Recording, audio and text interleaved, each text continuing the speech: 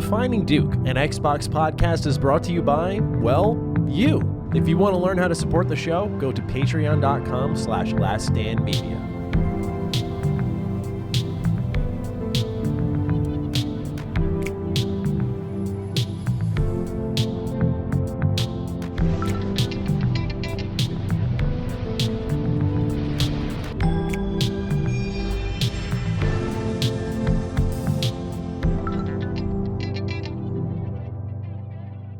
Salutations, everybody. It is Maddie here today, and welcome again to episode 181 of Defining Duke, an Xbox podcast. I say again because I made a snafu last week, and I'm very surprised that the LSM audience, who has such great attention to detail, was not all over me on messing the episode order up. Indeed, I called last week's episode 181. It's 180, and then this week is actually 181, so apologies for that. Anyway, as always, I'm joined by the man who can count better than me, Lord Cognito. How are you, sir?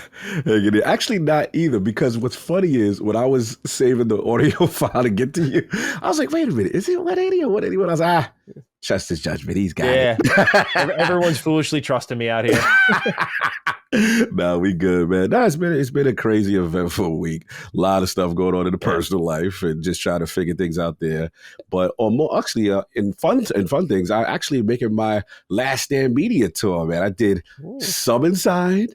One day I did a special Sacred Symbols Plus with Chris Raygun on Tuesday, and now Duke. So I'm getting the full gamut. And then I did before Monday, I did Constellation on Friday. So I almost got the full gamut, minus punching up, doing my run. Nice. Yeah, I was just recently on Summon Sign for Shadow of the Air Tree, and I haven't checked my DMs yet, but I saw Micah DM me, so I'm sure I'll be on Constellation sometime soon. So we'll see. Coming. Yeah, she's sneaking into the DMs. She's hitting my line about when I can hop on Constellation. Because originally I told her, I was like, hey, I'm traveling and we're trying to hit a deadline for our game. I was like, I am not going to be available for like extra shows. So here we are.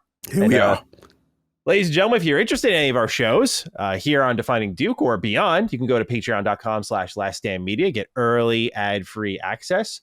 Our episodes go live on Thursday. You can also listen to us on free feed. So Spotify, our partners, appreciate them. Apple, Google Podcasts. We also are on YouTube. You can listen to us literally anywhere you get podcasts. We appreciate your participation. Let's open up with a write-in, which you can also do on patreon.com/laststandmedia. From Meatball. Salutations, Lord. Press X to hide Cognito. And Mr. My Sports Team will never win a championship. Maddie plays. Yeah, dude, man.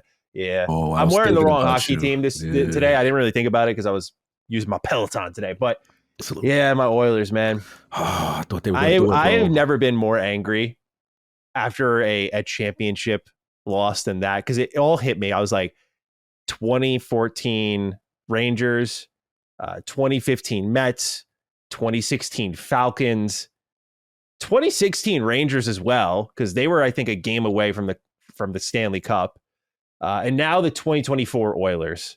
And the Oilers stung in particular because I don't know if they'll get back. I know people are like, oh, McDavid's great. I'm like, I don't know, man. They just had a lot of magic this season, and I fucking hate the Panthers. Like, I don't know. I hate them. You don't get your ass beat that bad for 3 games in a row in a comeback fashion and then buckle down for the last game. It's so annoying. Just, it's like a lay down and die thing. Like, have respect for the comeback. You're an awful team. Just let the Oilers do what they had to do. I felt so bad for them, man. If anyone watched Game 7, the last minute, the Oilers were literally out of gas. Like, no one could move because their top players were on ice for the whole period. I mean, they tried. It was a lot of heart. It was a lot of heart. It was really, really sad to watch. So thank you, Meatball, for letting me relive that again. It says, bit of a slow news week, so I thought I'd try my shot at the elusive warm-up or ending question for the show.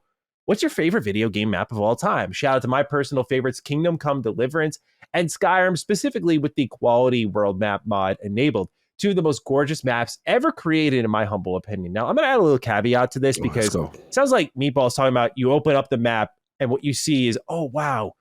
Versus I'm thinking video game map, like the one that you explore as well. I think that's a big part of it. So with that, Cog, do you have a favorite video game map of all time that you like to romp around in frequently?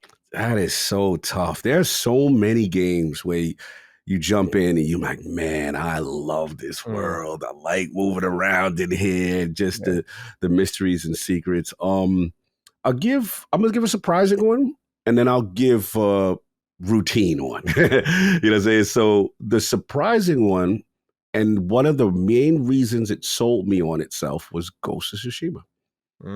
Because I'll never forget when Sucker Punch unveiled the game.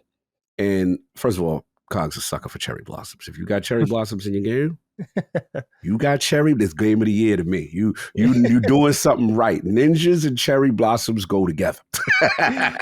So, bro, it's something about the cherry blossom. And then when I saw the wind, the individual blades of grass, and I'm a person that usually I have open world fatigue at this age. At this age, you got to do something special to make Cog want to do this open world, 100-hour, whatever it is, of your game.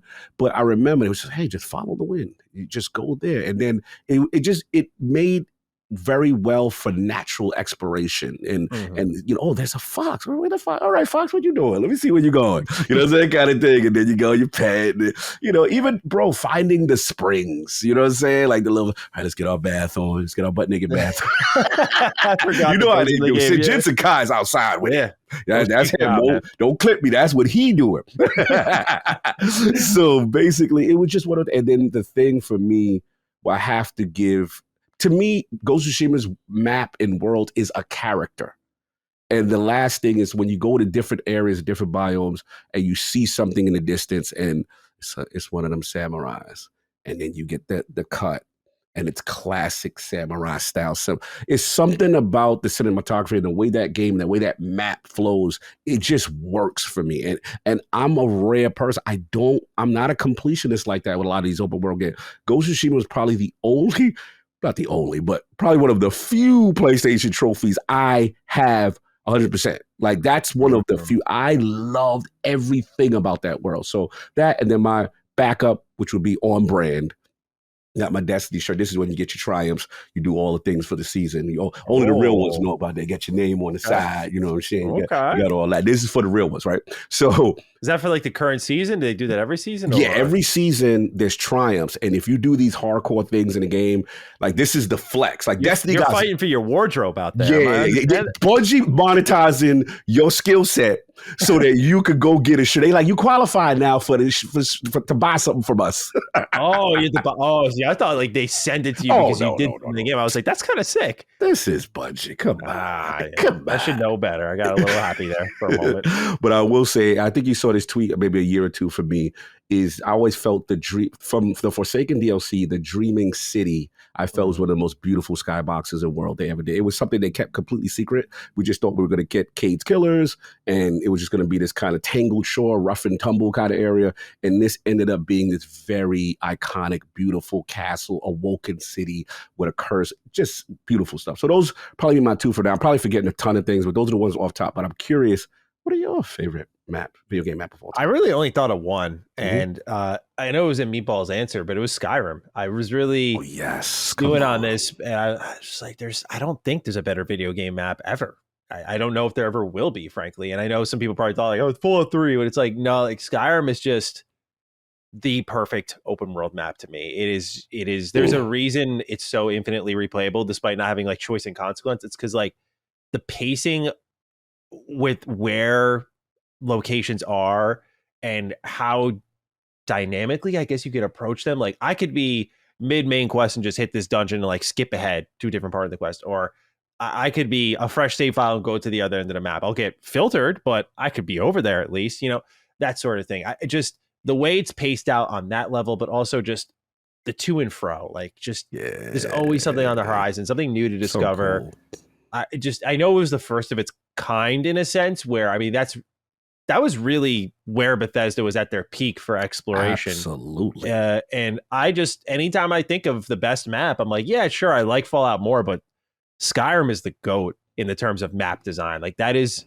the perfect open world map. It's also perfectly paced for on foot exploration, which is what I prefer. I don't like, some people love The Witcher, whipping through, holding your X button and it auto brings you to your next quest, and the wind's howling and all that stuff. But I like the more on foot exploration. I don't know. That's like a weird thing with me. I like it because I feel more connected with the world where when I'm driving around or when I'm riding around, I'm not taking in all the detail. So I try to on foot as much as I can. And it feels like Bethesda games have always been built for me in that way because every open world game is like cars. Like Mafia 3 was an open world game with cars where I tried to run as often as I could because I loved how the world was laid out. It was beautiful. Like I just wanted to take it all in and absorb every detail. So for me, Skyrim is like the quintessential perfect open world map.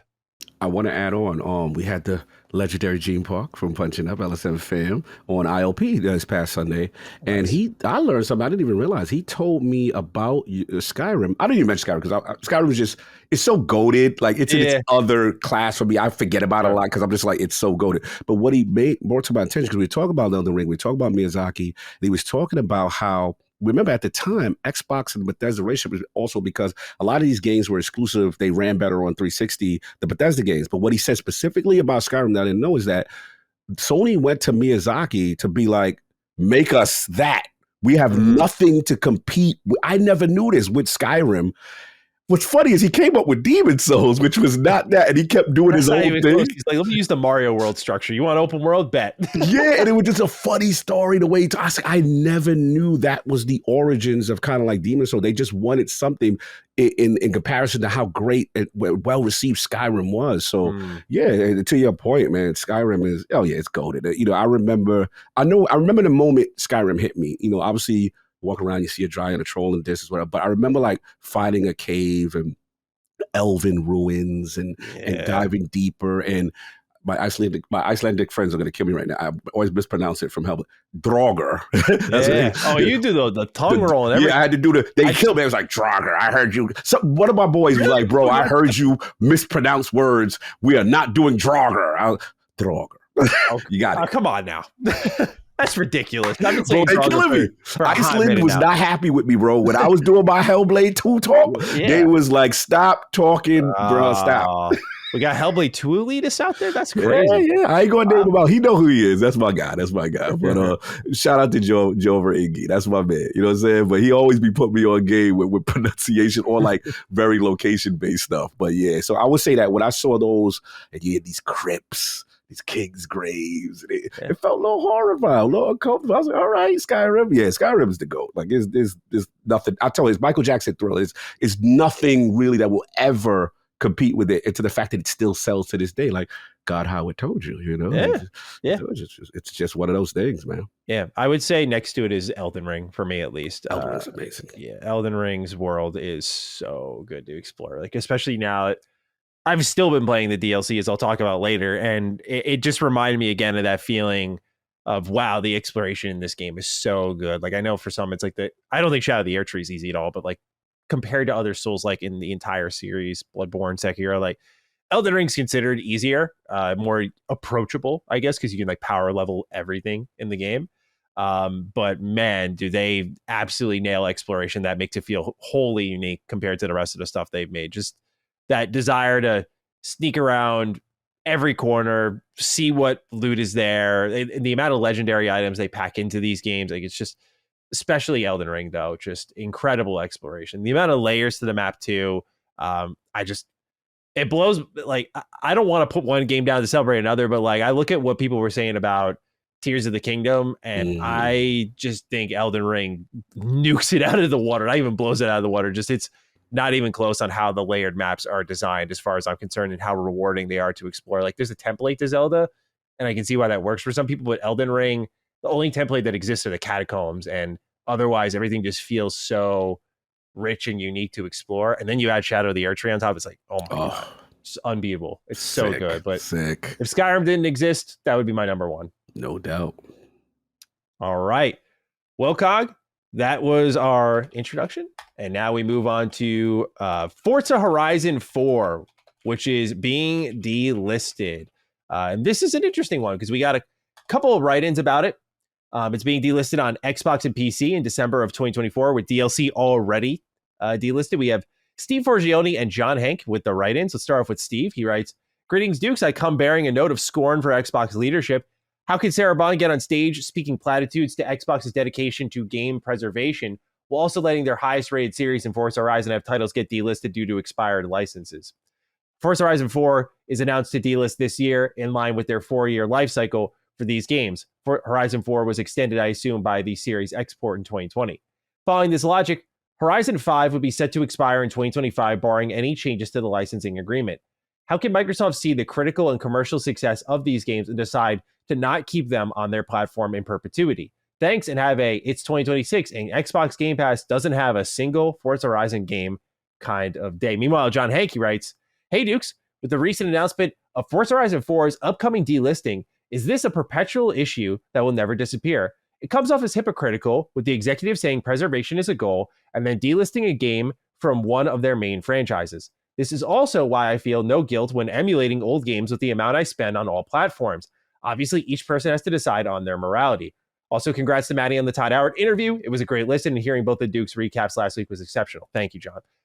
I hope you have I just bought Forza Horizon 4 on Steam, even though the chances I play it in the next 5 years is less than 7% kind of day. Thanks, John." Thank you both for writing in. Cog, how do we feel about this one, right? We have the extremely popular Forza Horizon 5 soaring to new and new heights. I imagine that the life cycle that Stephen Forgione brought up doesn't really hold for that one, and in fact, may continue way beyond that. But again, just how it continues to get support, its popularity continues to rise. You just don't feel like it's going anywhere anytime soon. What do you think about Horizon 4 getting delisted despite a very much more popular entry being relevant at this point in time? Yeah, this is definitely a problem in the industry, I feel, as opposed to specifically an Xbox problem. I think what we're doing is also we're conflating game preservation and licensing agreements. And the thing is this, like, I get it. When you read this, it sounds like, yo, what is going on? How can they be talking about game preservation and they out here shutting down the damn game? You got to think. But the reality is, if you download it, if you have it on disc or what have you, that is yours. You're good, right? The thing is, from a licensing standpoint, they cannot continue to put this on the storefront, because what happens is, here's the problem. When you have a Forza Horizon and you have, like, for example, a GTA or whatever, they're going for big bands. This ain't like the little, they going for Chris's Imagine Dragons. they going for, you know what I'm saying? They going for Bon Jovi. They going for these big names. Now, with other games, and each contractual thing is different, right? And bro, let me explain, the music industry, this is the biggest hustle going. It is not as simple as people think. So a lot of times you got to allocate funds contractually. Okay, how long do we get Bon Jovi or whoever the hell the thing is, the hottest group, year, 2 years or whatever. And a lot of times these corporations have a set budget on what they're willing to pay for it. Now, what you notice, some games will do like the indie artists and they'll get longer deals and things of that nature. So it's only specific to the music industry is where it is. If you have that, like give me a case in point. I'm a big Sega guy. Like, Crazy Taxi is life to me for Dreamcast. It was one of the most graphically impressive taxi games. 3D engine was sick. The iconic start of that game, for people who know, was yeah, yeah, yeah. It was the Offspring song, right? Mega hit. They brought it back. It's on PlayStation Plus, and all that's removed. If you try to play it now from the PlayStation store or the Xbox store, they literally can't play for these licenses, even to the point where in the game, I think they had like legit Pizza Hut and legit, like they had the licenses all at that time. But again, contractually, and this is the other thing that gets in the way of game preservation sometimes, because a lot of times these companies like, yo, if you got all this licensed music and you got all these licensed things that you pay for at the time, we not trying to pay 6 people and how much everybody gonna be like, yeah, I contributed. So you gonna bring that back? Yeah, I like these are the amount of zeros I would like, sir, for you to be. That's the problem. So I guess the solution is, one, download these damn games, before they get delisted. So you keep everything in its intact. And this is where I will side with Maddie Plays. I'm gonna side with the game preservation people on, and I had this conversation with John Linneman before in the past from Digital Foundry, which is, this is where I do fear, in a diskless world, we're not completely there yet, but in a diskless world, as if Xbox tends to go that way, me and you both know a lot of times the Xbox disc is just a paperweight to an online conduit to, just access it. And if it's removed from if digitally you can still access it, it has everything intact, you're fine. But my concern is that if they're not going to have any physical discs, that this could affect musical license stuff in the future. If we're in an all digital world, I want to see how that plays out. So look, I understand the concern. It is not, to me, anybody being hypocritical. It's just the damn music business, bro. It is brutal out here, I'm telling you. And these licenses are exorbitant. And the only ones that can really afford it is like the GTAs, the Take-Twos. They got these big monster budgets to allow stuff. But I think they went through it for a little bit at some point too, but they have a bigger budget allocated for that kind of stuff. So that's my short answer for it. Yeah, that's perfectly put, because obviously as someone who's pro game preservation, there's a little bit of a difference here. Like if people want a more, I've seen that before type of example, removed from console war stuff, think of Marvel games, right? When Xbox got the Activision library, like the reason that Marvel Ultimate Alliance only was up for sale for a little bit of time and then got taken down, licensing. Activision lost the Marvel licensing, and so not to cut you. Remember the Hulk DLC for Marvel Ultimate Alliance? They had the Hulk. Yeah. They had all these characters that were extra DLC. If you didn't get it at that time and you tried to you couldn't add those characters. I just wanted to add you that. That was a big deal. You would have to buy the gold edition, which is super expensive now. So, but that goes back to what you said, like having the disc. At least there's a little bit of stopping the bleeding there. But it's a tough line to walk, because I get how these licenses are really twisting the arm, where something like bringing back a Spider-Man game makes a lot of sense. Bringing back, and they're not even doing that. So bringing back a Forza Horizon game when the new one is doing as well as it does, I don't see much motivation on Xbox's side of things beyond, like we pointed out here. It's like, hey, you did kind of come out there and talk a lot about forward preservation, backwards preservation. Like you've talked a lot about it, and this is a marquee Xbox franchise. I think on principle alone, you might want to, I don't know what the price they'd be paying is, but consider ponying up a bit to maintain your entire franchise. Like, I just think that kind of stuff is important. And so I know it's idealistic at times to ask for that, but I really do look at it and think, hey, this is really your most successful franchise, arguably, when you look at it. To have one of your entries just kind of go away and just be okay with that, it's a little weird. Especially, it's gonna be worse with Horizon 5 when that happens. I mean, I don't want to doom too hard early on, but you got to take an honest look at that and assess the situation. Okay, this is the most popular Horizon game yet, and if they delist it at the same time as announcing 6, then what does that look like? Get off this, get on the new one. So can create a little bit of a weird situation for them. I imagine, based on the immense success that Horizon 5 has enjoyed, that it'll be around much longer. And that then when they introduce 6, I guess that'll be at a time where it's well into its lifespan and you've already moved on from 5 potentially. But some people like that. I mean, the setting is a big part of Horizon. I mean, the gameplay formula has kind of been the same to a degree, but the setting is a big part of it. So to get rid of that, it's like, I don't know, Assassin's Creed, like losing an entry because of like its multiplayer modes or something. Like, it's like the setting is everything in those games too. It's equally important. So I find it definitely disappointing, but I understand how it's a tough line to walk. I guess my pushback slightly towards it is that we're acting as if the game is going away. The reality is you can get it, right? You can, if you're now. But to your point, okay, let's say 2 years from down the line, I'm like, man, I really want to go to Mexico, you know what I'm saying, right now, and play Horizon 5, and it's not available. That I feel is legitimate. Like, I feel like, okay, damn, it's delisted. There's no way to kind of find it anymore kind of thing. But I get it. I totally get it. I think it's fair. I just want to be clear, like, you could get it right now, like download it to you, and it won't get, because some people think, like, when they see delisting, like, there's no ever way to get it if you don't get it now. If you have it, you download it now, it's yours forever. It won't disappear after a certain year. But to your point, 2 years, let's say you were on the fence about it and you didn't get it at the time, and then you decided a year later, then it's gone. So I definitely understand that. Yeah, I get it. It's not like a sexy game in that, like, it's not Halo or something, but I look at Halo as like a collection. You have like 1, 2, 3, 4, 5, Infinite, like they're all there. And I just feel for your established franchises, like, just, it's a weird look. I get understand the complications of it. I can only imagine the price they'd have to pay and versus the player count they're getting. But it's just, there's something optically about it I don't like. So I feel you. I hope they can figure it out. If not, I do understand. This one, though, is really fun. Avowed has been confirmed to be fully playable in third person. So we saw a little bit of that snippet of gameplay in the trailer. Then they did a deep dive on said gameplay, and that deep dive showed a little bit more of third person in the camp scene. And now director Carrie Patel has since confirmed that Avowed is from start to finish playable in third person, which is a pretty big deal because this was a big point of feedback from the Outer Worlds now making its way into Avowed. So I just wanted to shout that out because a lot of people complained that Outer Worlds did not have third person.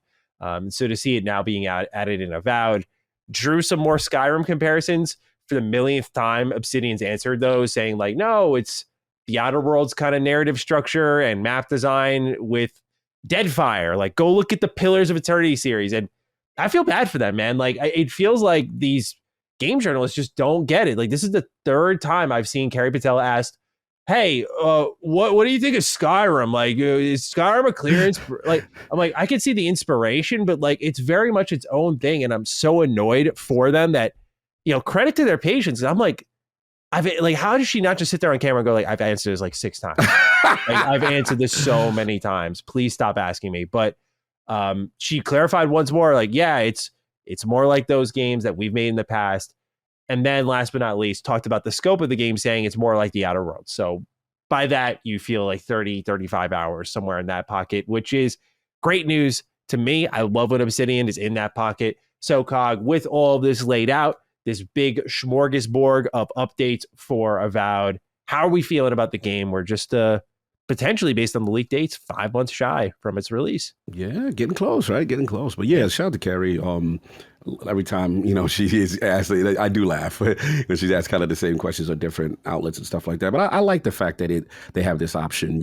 Again, it was something that I wouldn't consider a glaring omission from Outer Worlds, but it's always nice to have. Like, and I'll be honest, if it wasn't for Starfield doing that, I don't know if I would have enjoyed Starfield as much as I did having it in third person. I didn't think I would enjoy Starfield in third person. So it goes to show you by having that option, it could influence your enjoyment of a game based on your play style. So yeah, I love the fact that it's doing it. The game's coming together. Each time I read more and more about it, I get a little bit more and more excited, get into those classic Obsidian tropes. Shout out to the Black Rock. You know how I feel every day, all day over there. So they are getting me excited. I just want to know, obviously, if it lands. My only curiosity with them is the landing date because, man, there's a lot of minefields out here. Yeah, even more got announced this week. Like, there's a lot of games coming out. And so I'm curious. Again, it goes back to what we've said a million times, which is just like, I don't know who has time to, because all of these look great. Like, there's so many good looking games. I'm like, who has time for all of these? Like, that's the thing. And we know how the industry is. I've had this conversation with Colin. There's so many damn games. Not everybody is going to succeed. Now, thankfully, like I said, they have a service like Game Pass and stuff like that. But, we just want to see them strategic. And we'll talk about setting things up strategically later with I think someone's interview that we would talk about. But that's my only concern. I just want the most eyes on it, especially if they can land this plane and have a hit on their hands. Yeah, it looks really good, though. I encourage people who haven't checked it out. I know we talked about it a couple of weeks ago on Duke, but please check out the deep dive gameplay that the Xbox podcast did. I think Avowed looks amazing now. I know I had my worries at the top of the year, but since Developer Direct, it's really cleaned up. I actually made a video about it on my Mr. Matty channel yesterday, and I was looking at the comments, and a lot of people were like, dude, yes, like this looks so much better. So seems like a good turnaround community-wide, like a lot of excitement now for this game. And she talked a little bit about multiple endings. She said, like, it's going to be the little choices you make along the way, but also there are some very telegraphed big decisions by the end of the game. And so, yeah, man, just really excited for this one. They've really, I don't want to say turned it around because it's a little extreme for what we saw, but it's really cleaned up well. And I am so excited to get my hands on it. Probably my most anticipated game for the second half of the year. Ooh, nice. I know. All right, this one, just a quick little update on our man, Harvey Smith, one of the GOATs. He was originally director of Redfall, but also games like Dishonored and pretty much many of the immersive sims that you've heard of to this day. He said, quote, hearing from the people playing the cleaned up final version of Redfall is such a burst of energy. I'm looking forward to talking about what I'll be doing next, end quote. So he's not going anywhere. He's not fucking leaving. Man, I'm laughing because I don't know if you know, but I've been going viral because of this man. Oh, really? Yeah. So on IOP, we're talking about obviously Harvey Smith and, just the state of the studios that obviously that got shuttered, right? And, all I said is like, look, whatever you do, if you could, someone like if it's Microsoft, whoever, John Johannes, I want him employed in the industry. Like I 100%. don't want a world where there's no John Johannes in the industry creating. And I was like, Harvey, I'm cool. I was like, I think he's going to be good. You know what I'm saying? I think he's got something we're cooking, or maybe, if Microsoft works with him or he got his own thing, whatever. I'm confident in him. So in this point of me saying this, I'm like, and plus Harvey, I would love, because I shot my shot. I was like, bro, I would love to have a follow-up because our interview with Redfall went viral. I had no idea. It's one of our highest performing videos at IOP. And the funny thing about the video when we did it, we was in this very tight red couch, right? So the jokes on it was like, I was like, yo, Cox. So I was like, yo, Harvey, if you listen, we made magic, bro. We got to get you on IOP or whatever and follow up. So he's like, oh, you made magic on the couch? Harvey, the tight couch? So they killing me. They put a couch meme. They got me with the glasses, casting couch cock. Bro, they killing me right now. It is so funny. It's so well done. I was like, you know what? I can't even get mad at this. This is so I get the pause moments on this show, but you let it rip on ILP. You loosen up there. I would say it is absolutely hilarious. So they call it casting couch cog, and Harvey Smith was there, and they kill his Soft because Soft was actually my cameraman. So he's like, Soft was filming on the casting. Whose couch was you on? I was like, bro, see, y'all doing too much. Yeah, it was wild funny. I will send you the meme. It is wild funny, bro. You're gonna laugh. They have fun with it. Yeah, Jimmy hit me up. Bad people hit me up. Yo, Cobb, what is going on? What is this meme I keep seeing of you? That's so good. Shout out to Harvey Smith. I'm really looking forward to seeing what he's doing next as well. Because again, legend. Perfect combination of gents that you suggested should be employed. Him and John Johannes especially. We'll talk more about John later on in this show when we get to the Matt Booty interview. So for those who have not caught up on the information, Black Myth Wukong was supposed to be coming to Xbox. Now it's coming at a later date. We talked about that a little bit, but now we have a statement from Xbox on what's going on with Black Myth Wukong. And based on, I just want to preface all of this by saying it was very unprompted what they said here. So while it's unconfirmed what's happening, they're suggesting that some money hatting might be going on, basically. So let's read. Quote, we're excited for the launch of Black Myth Wukong on Xbox Series X and S and are working with Game Science to bring the game to our platform, a Microsoft spokesperson said in a statement first reported by Windows Central and also obtained by IGN. We can't comment on the deals made by our partners with other platform holders, but we remain focused on making Xbox the best platform for gamers, and great games are at the center of that, end quote.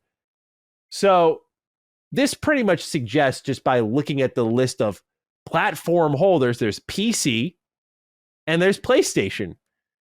Thus, making many people read this and go, oh, PlayStation last minute money hatted Black Myth Wukong. And so now it is missing the platform for a time being. And I gotta say, it's fucking annoying if it's true, because it's like, damn, dude, like they were how many months from launch? And they're like, yeah, by the way, you ain't getting that right now. So I want to get a level-headed take first. Cog, how are we feeling about Xbox's statement on Black Myth Wukong, suggesting, in fairness, that there may have been a little bit of a deal behind closed doors that is now preventing the game from hitting Xbox day and date? Look, when I first heard this, to be honest, I was just like, okay, I just assumed more development time is needed for the Series S. Yeah. We've seen this situation happen, I think, with Baldur's Gate on some level. Mm-hmm. So I wasn't really looking too much. I will be honest, at the Keighley's or whatever it was, and I remember watching the latest trailer for Wukong. I'm like, all right, here it comes. They're ready. And then I'll never forget being in the audience with King, and I was just like, yo, at the end of the trailer, there's no Xbox logo. And the reason why it was so surprising, because prior to that, remember, every showing of Wukong, right? Prior to this, we always got all the platforms at the end of the trailer. And even I, at the time, I said this, when I first saw Wukong, it is so technically impressive. I even thought it was a next gen game, that it wouldn't even be this generation. So my feeling was like, yo, whoever secures this with the marketing rights is going to have the hottest, Journey to the West soul style game going. If you could associate your platform with this, you are big. And I was like, wow, they must be strong enough that no one's, because remember, Wukong has never really showed up on either stage, if you think about it. At least correct me if I'm wrong. Maybe I'm wrong.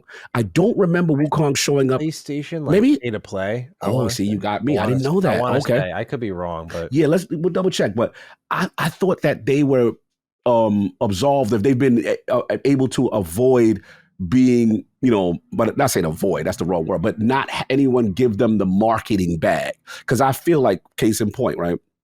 When the Harry Potter game came out, and I knew PlayStation had secured that, you almost thought it was exclusive because you would see it on the Sony stages. You would have to go through the fine print to find, oh yeah, this is coming to Xbox too. So anyway, long story short, look, I had heard things at that time, and I got to shout out King because he got the information, and we were like, we heard it's a business decision, right? So I'm like, okay, that's what I'm hearing. And obviously, Jez had did the follow up, and I will say this: it is interesting for Microsoft to state, we don't comment on the deals made by other platforms, you know what I'm saying, kind of thing. And we're working with whatever game science to bring the game over. My thing is that information, you didn't have to come out with that information. That's what I'm saying.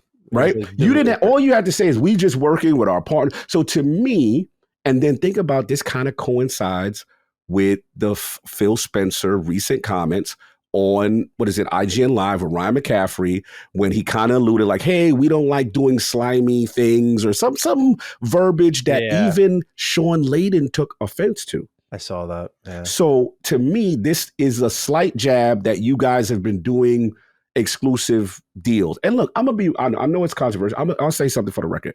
I don't have a problem if this is 100% true. I don't have a problem with PlayStation.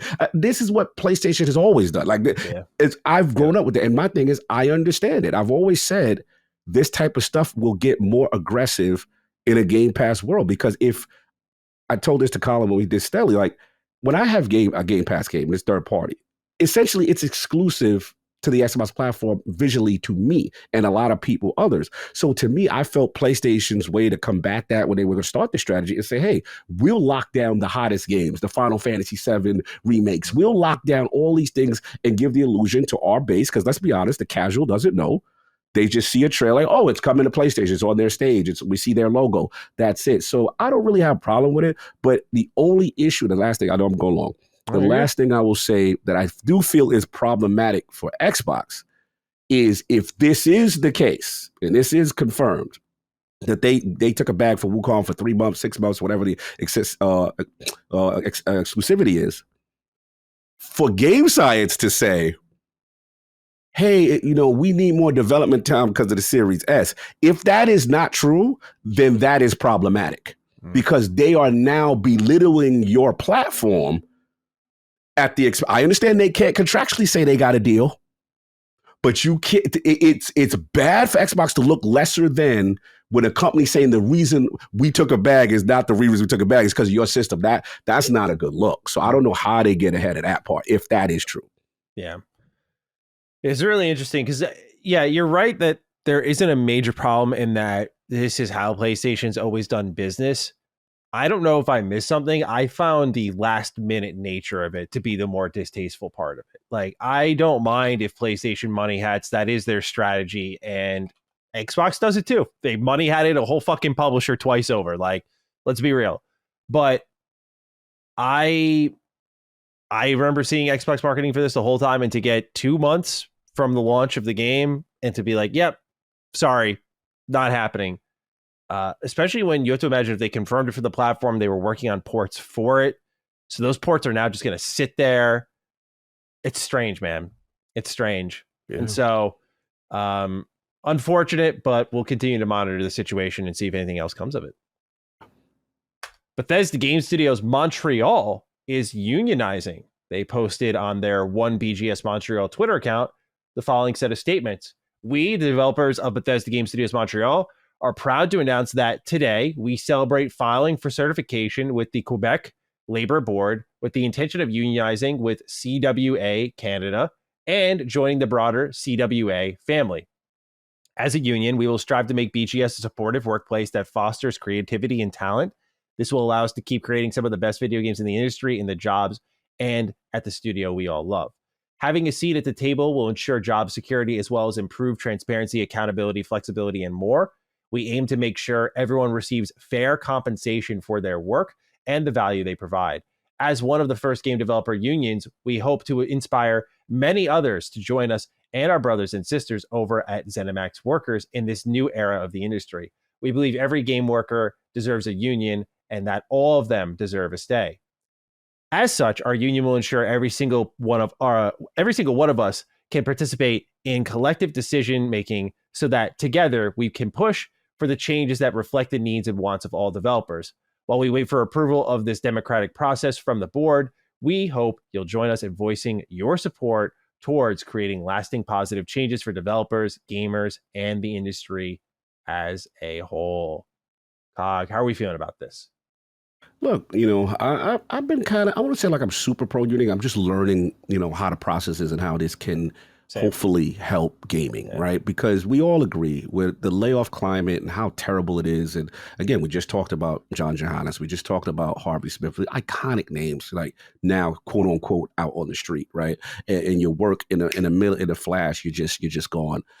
It's hurtful. So I do like the idea of unionization. I do like the idea of at least some type of protections for people in terms of layoffs. And, I give Microsoft a little credit in the sense that, during the Activision deal, they work with the CWA to kind of get that ball rolling with unionization for Blizzard, employees and stuff like that. So look, we've got to do better as an industry. We have the best creatives in the world, right? Mm-hmm. The people who make the games we love. And unfortunately, this is where the stakeholders win all the time. And it's usually because of the faults of their stupid decisions or, bad planning and forecasting that the creatives who had nothing to do that but give you great games have to suffer and be unemployed. Yeah. So I'm very... I'm very biased towards that, as a person who's been in the industry, and I want people to flourish and I want people to be sustainable. So if this is a path to it, and especially in lieu of Bethesda's recent studio closures, right, you got to have protection. So I'm for it. Let's see where it goes. Hopefully it's in the right direction. I'm also in the same boat of learning more about it. But right now, it lines up with what I believe strongest is that we're not preserving the talent that's here. And because we're not doing that, we're not inviting new talent in that can eventually, when age happens, replace that talent. And we need to create an environment that's more protective of these creatives so that they can focus on what they do best. I mean, you just cannot get the best games out of people constantly looking over their shoulders or dooming constantly. It's just not, maybe the dooming part actually, creators sometimes work in the best in their most awful mindsets, but we don't want to produce that via their job situation. I'm taking Cliffy B's quote. Yeah, shout out to Insipid Ghost because he did an interview with Cliffy B, and Cliffy B mentioned how he's like, when I was going through like a bad breakup of my marriage or something, he was like, I wrote Gears of War. He's like a lot of my anger went into that, and I'm like, you could feel it. And I'm like, yeah, Gears of War is good, and so and now he's in a happier place. And I forgot what he said. I think he said one of his producers said it reflected that better. But shout out to Insipid Ghost, just awesome interview with Ghost, man. I love the Ghost. Good dude, man. Absolutely. So proud of his journey. He's really doing his thing. He is. And so off topic, but yeah, point being is I think we need to really focus on protecting what creatives we have left in this industry, because some of the most known names the industry is getting old enough where some of our most known names will be retiring soon within the next 10 years or so. And it's all about who's up next. And that's why, we taught the theme of the show, but John Johannes, young guy, right? Young guy, directed one of the big hits last year. He also directed what people find to be a hidden gem in The Evil Within 2. I mean, this is an up and coming guy, right? He's not like a Harvey Smith who's been doing this for 30 years. He's been doing it for a while, but he's coming to his own on a high level position. It's you need to keep these guys around so then they can do what Mikami does, which Mikami is very big on fostering younger talent. We need to preserve that sort of passion. It can only get you so far if this industry keeps stabbing you in the back. So it's good to see. Happy to see my beloved BGS is protecting themselves. Yes. They're like, yo, we know we're the golden child, but we're not taking any chances here. We're we're the mobile studio, y'all. So we are not taking any chances. We saw what happened to a mobile team earlier. Facts. With the boys, Roundhouse, whoever. It was Alpha Dog. Yeah. Yep, Alpha Dog. Sorry. So no chances being taken there. Smart move by them. Yep. And so here's to that, and continuing to learn more about the unionization process. This one's a little bit sour, won't lie. And it doesn't apply to just Hellblade 2 like the timestamp says, but Hellblade 2, System Shock Remake, and the Rogue Prince of Persia all failed to crack the top 100 sales in Europe, just Europe, according to GamesIndustry.biz, who defined it as a brutal month for game sales in Europe. He says there are mitigating reasons, but the market remains challenged. And so, what do you think of this, Cog? It at least seems in one region that, particularly Hellblade 2 is the focal point here for us, is not selling really at all, where games like Forza, Starfield, Halo have managed to crack through. Is this a product of Xbox's failure to market it? Is it because people didn't want any sort of Hellblade 2? Is it because Game Pass exists? Is it because it's so short that people didn't want to pay the $50 for it? I feel like there's a lot of factors that can contribute to this one, but what do you feel about Hellblade 2's current status, at least in Europe? That's disappointing because, was it Cambridge, right? I believe, not Cambridge, I forget. Why am I forgetting this? They're in the UK. Yeah. They're in the UK. They're definitely in the UK. But so my thing is like, man, they are a UK-based studio. That's the home team, so to speak, for the region, right? And usually, I mean, I'm saying that should play a factor in sales, but you look, one of our concerns, we got to be, the elephant in the room is this. You know, when we talked about the 4 studio closures, right? One of the concerns when you see a game like a Hi-Fi Rush, which was critically acclaimed, single-player game that did not sell well, the reason why the questions of does Ninja Theory get shut down next kind of thing, I can't knock it because we all felt that Hellblade, 2 reasons. One, it's not this live service game. It's not this multiplayer game. They did set expectations with how, short it is and then the price point and stuff like that. But there were questions about are they marketing it enough, right? There were definitely legit questions about that. I know they tried to ramp up towards the end, but some people still feel like, hey, they didn't give that game a fair shake, and kind of let it out to die. And then, it does, my question will always be this. Even though I'm a hashtag just one style of guy, right?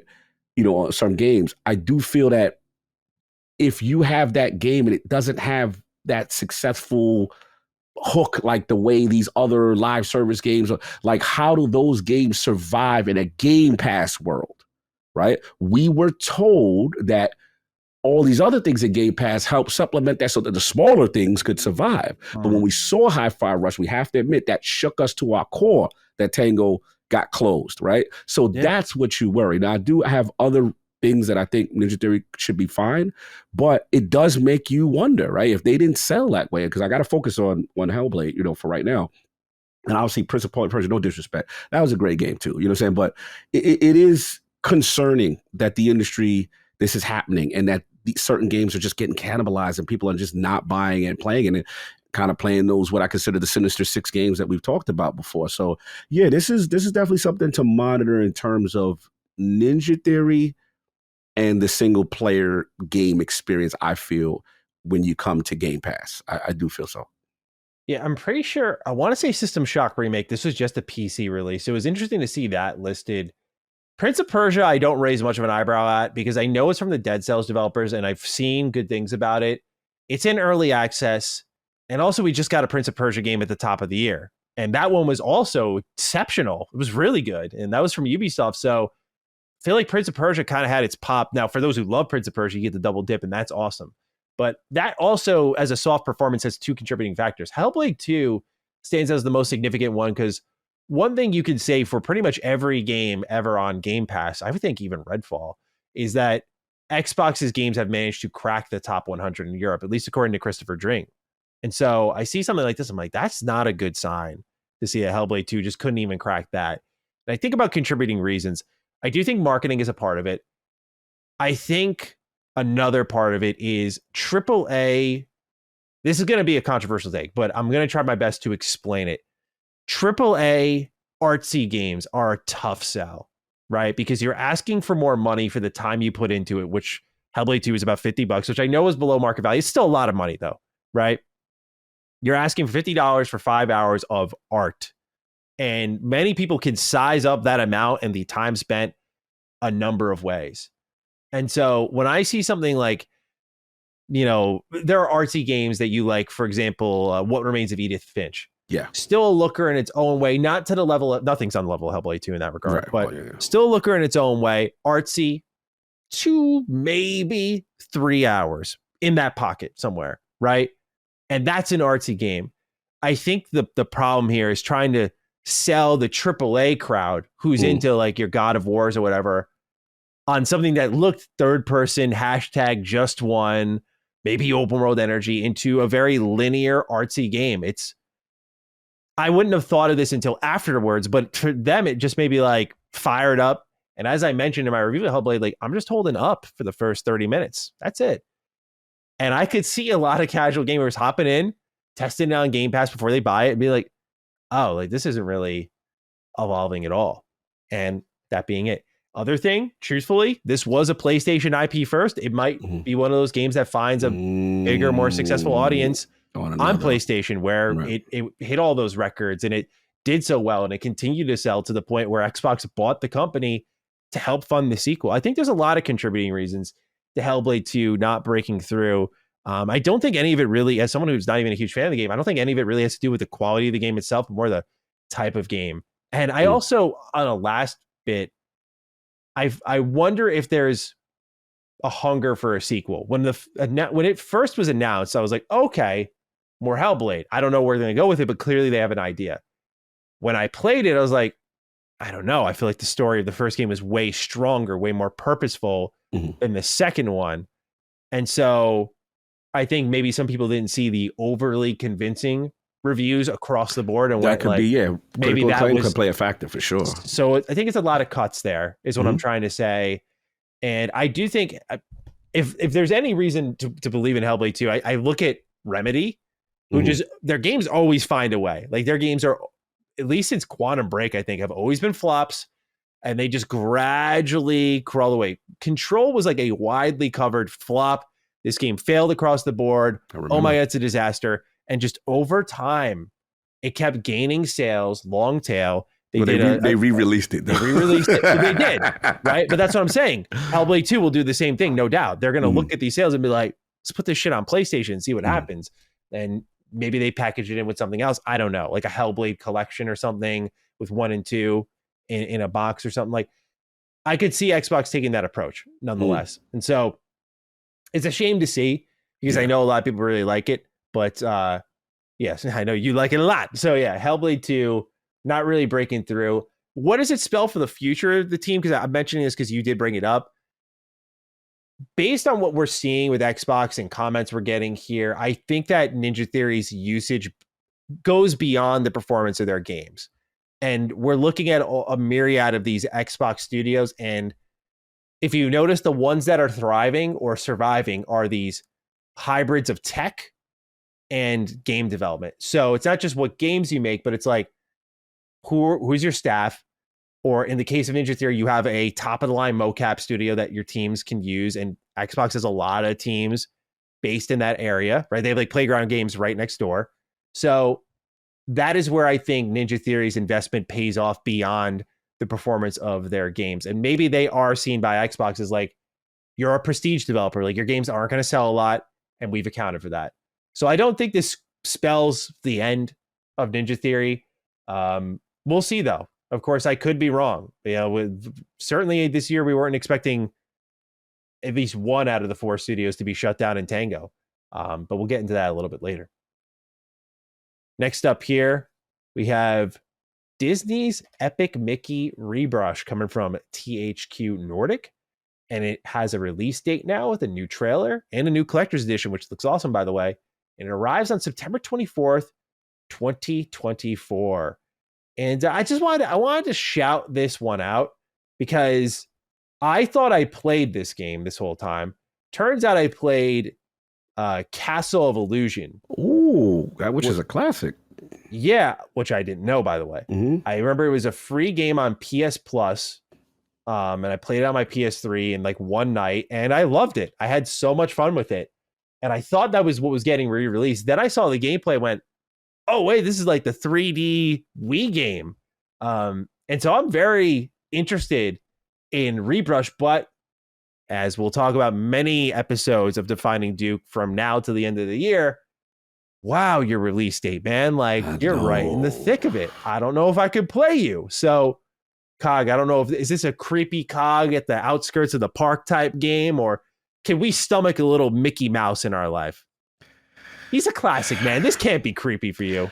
I played the Genesis Cast of Illusion, which was a fantastic game. I will say the art style in this game is absolutely beautiful. It is stunning. I like the direction they've gone. Unfortunately, this is red van energy for me. Oh, no. This is candy on the van. I can't be that guy. But no, the game, all jokes aside, now the game looks beautiful. It really does. It really does. I won't be there. I'll get a full report from Maddie and crew. But no, I can't deny like the appeal of it.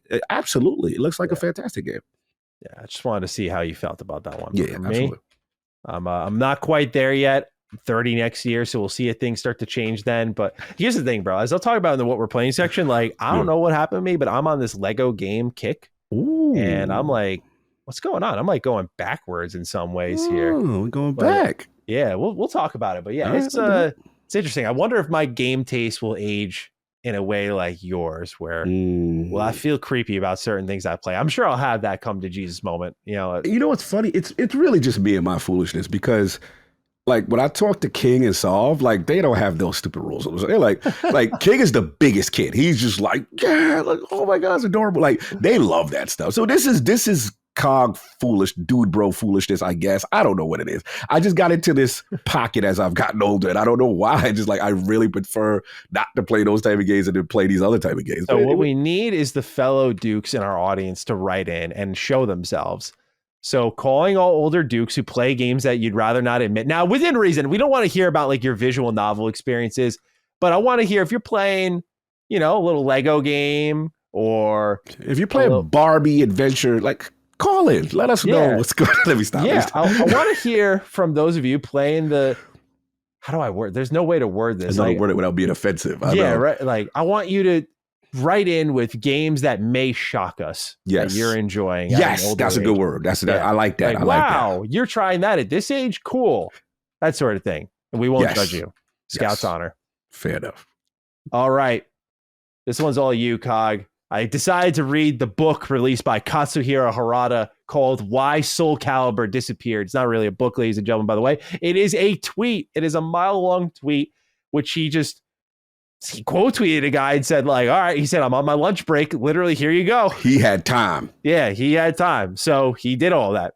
So I broke it down into bullet points. I want to kick it to Cog and get his thoughts on why Soul Calibur has disappeared, but Tekken has charged onward. He said key staff departed amid structural problems at Bandai, citing that Tekken and Soul Calibur were actually rivals within the company, and leaders were eventually peeled off of respective projects to help manage others instead of just doing what they do best, which is being great game developers. And so Harada at one point was promoted to a position that didn't involve development at all, but still went on to neglect that to manage and direct the Tekken entries despite this, because he believed that the series would fade away otherwise. And so the Tekken team basically moved independent, which Harada said that when this occurred, that Bandai was extremely upset about this. And so he believes that this was the difference between Tekken and Soul Calibur, why one lives and the other does not nowadays. He ends this by saying, though, in a point of encouragement, quote, "But from my point of view, I don't think the fire of Project Soul has been extinguished. There are still a few people in the company who have the will to do it. I would like to believe that they are just not united now," end quote. So pretty much firming up, there's no Soul Calibur on the way, at least for another few years. But it's funny that this comes up because I've been having these passing thoughts of, where is Soul Calibur? And I think it's because we've been playing Tekken, which is almost like Soul Calibur with weapons, or I'm sorry, is Tekken with weapons. Mm-hmm. And so I'm curious as your thoughts, because I don't know your experience with Soul Calibur, and how you feel about it. If you can speak to this rivalry thing that existed, because I didn't know much about that. But what do you make of Harada's thoughts, director of the Tekken franchise, on what's happened with Soul Calibur? Yeah, first of all, shout out to you for bringing this to attention. I don't know how I missed this, and I'm usually on every tweet. You probably saw the tweet count and was like, I'll get to it later. I for whatever, I missed my notification from the. First of all, shout out to Harada. This is my guy, man. Like this, man. I already respected him before, and see the cops, they respect him. Yeah, they respect him. But it's one of those things where it's like, you know how it is, like you say how you never meet your heroes, but you never know how they're going to be and stuff like that. And he has beyond exceeded my expectation, because as a person who lives and breathes the fighting game community during that era, people have to understand, like, Tekken was kind of a joke. It wasn't taken seriously in the beginning. It was kind of like, you're the Virtua Fighters ripoff. Oh, yes. Like, I've had this conversation with Carrick. Me and ACG talk about all the time, because he's a Virtua Fighter dude. I'm a Sega kid, so I know I was there. Virtua Fighters came out and revolutionized the 3D fighting space. And we were like, okay, that's the template we're all trying to get to. Namco's like, we got to get in the game. We got to make one of those, right? Soul Calibur now, before it became Soul Calibur, it was Soul Edge. That was their first entry. Very solid entry. They introduced the block button, the guard system. They had weapon break at the time, which was kind of controversial. And then it evolved into Soul Calibur. Soul Calibur was by far the superior game in the building. I was the number one top dog as far as Namco was concerned in their own building. Tekken was, that's cute. You're drawing a little Virtua Fighters clone. Not until about Tekken 2, and then obviously Tekken 3 is when it really, and the rest was history. But back to Soul Edge into Soul Calibur, Project Soul, they had the zeitgeist. I remember, for those my hardcore guys, when it was multi-platform, and I'm going to say the Wii, I forgot which Nintendo system it was, because it came out for Xbox, PlayStation, I'm going to say 360, PlayStation 4, or whatever, and then I'm going to say, what was around that time? I'm going to say Wii. All I'm going to say, there was a DLC that each of them had their own character. Like, you gotta be thinking of Soul Calibur 2 with Link, right? Yeah, Nintendo had Link. That was game. I remember one time, one guy had Darth Vader, one console had Darth Vader. That was the 360 PS3 gen. Yeah, one had Yoda. 360 had Yoda. Yes. PS3 had Darth Vader. Had Darth Vader. Bro, it was the zeitgeist in terms of, like, that's where Soul Calibur was peak. And it was tremendous systems, blocking, and all my Sega Dreamcast guys, we all know, like, Soul Calibur was what they consider that cutting edge, this is next gen. This is how you push the platform forward. 3D movements, katanas, all that, all my Killick users, all that. But anyway, to hear Harada talk about this, one, being rivals in the company, two, he explained perfectly the difference in Western studio culture and Eastern studio culture, and why games like this cease to exist, because there were 1,000 fighting games that had great mechanics that haven't been around. It's about longevity. It's about how it's marketing. He explained that. But the key thing he said about Eastern culture as far as the game development, he said it is frowned upon at that time to stay with one thing as a developer and grow and just doing that one thing as opposed to becoming a manager and owning something. It's all about career growth and not being this great developer of this great team. So that's another reason why the Project Soul team kind of got fractured in conjunction. And he even said it, like, he wasn't even supposed to be on Tekken anymore. Yeah. But he loved Tekken so much that he kind of bullied his way into doing that. And I'm going to be the sole control. And he did admit, like, hey, I'm a bit abrasive. I got a rough personality. I may have. Yeah. And he even clashed with the Project Soul dude at one time, and stuff. But you could tell there's a tremendous, deep respect for everything. And just to hear this story was just amazing. I never knew all of this. He really gave a lot of development gems, societal gems. He schooled us, because a lot of us are like, yo, just make a great game and they will come. Make a great fighting game with great mechanics. He was like, bro, if you're around that era, there was so many great fighting games. And look about who survived. Where he killed it for me. Where he used the ethos of the Hayachi and Kazuya rivalry to his actual philosophy in game. It's not about wins, it's who's the last standing. So you may start off slow, as if Tekken's career, but they were he that was his mantra in his little competitive days internally when he was, battling with the Project Soul team, so to speak, as far as presenting it to upper management, who's got the best game kind of thing. And then they ended up winning out. It's the classic line from Tekken 7 when Kazuya beats Hayachi. So, bro, this was, man, he's special. I'm very fortunate to have met him. I would like to, somebody asked me like bucket list interviews after Peter Moore, and I was just like, yeah, Harada, obviously a translator, but at Michael Murray, I would have to be there, you know what I'm saying, because he would be able to explain it. But he would be a bucket list. This guy has so much gems on the industry, and thank you for bringing this to my, I don't know how I missed this. This was so many gems and so educated. I highly advise, go to his Twitter account, read this thread, because even if you don't care about fighting games, you're going to learn about game development, and you're going to learn about how culturally Japanese game developers, publishers, and managers operate, and how things are perceived. It was not looked at to be on one team for the rest of your life and grow a franchise. That wasn't a career path for a lot of these guys, and that's what led to a lot of the fracture. But I liked his philosophy. He's like, no, I love Tekken this so much. I'm going to bully my way onto this team. I'm going to find my way, and I'm going to end up being the sole controller of Project Tekken. And you see what happened. The rest is history. Yeah, it's an incredible story.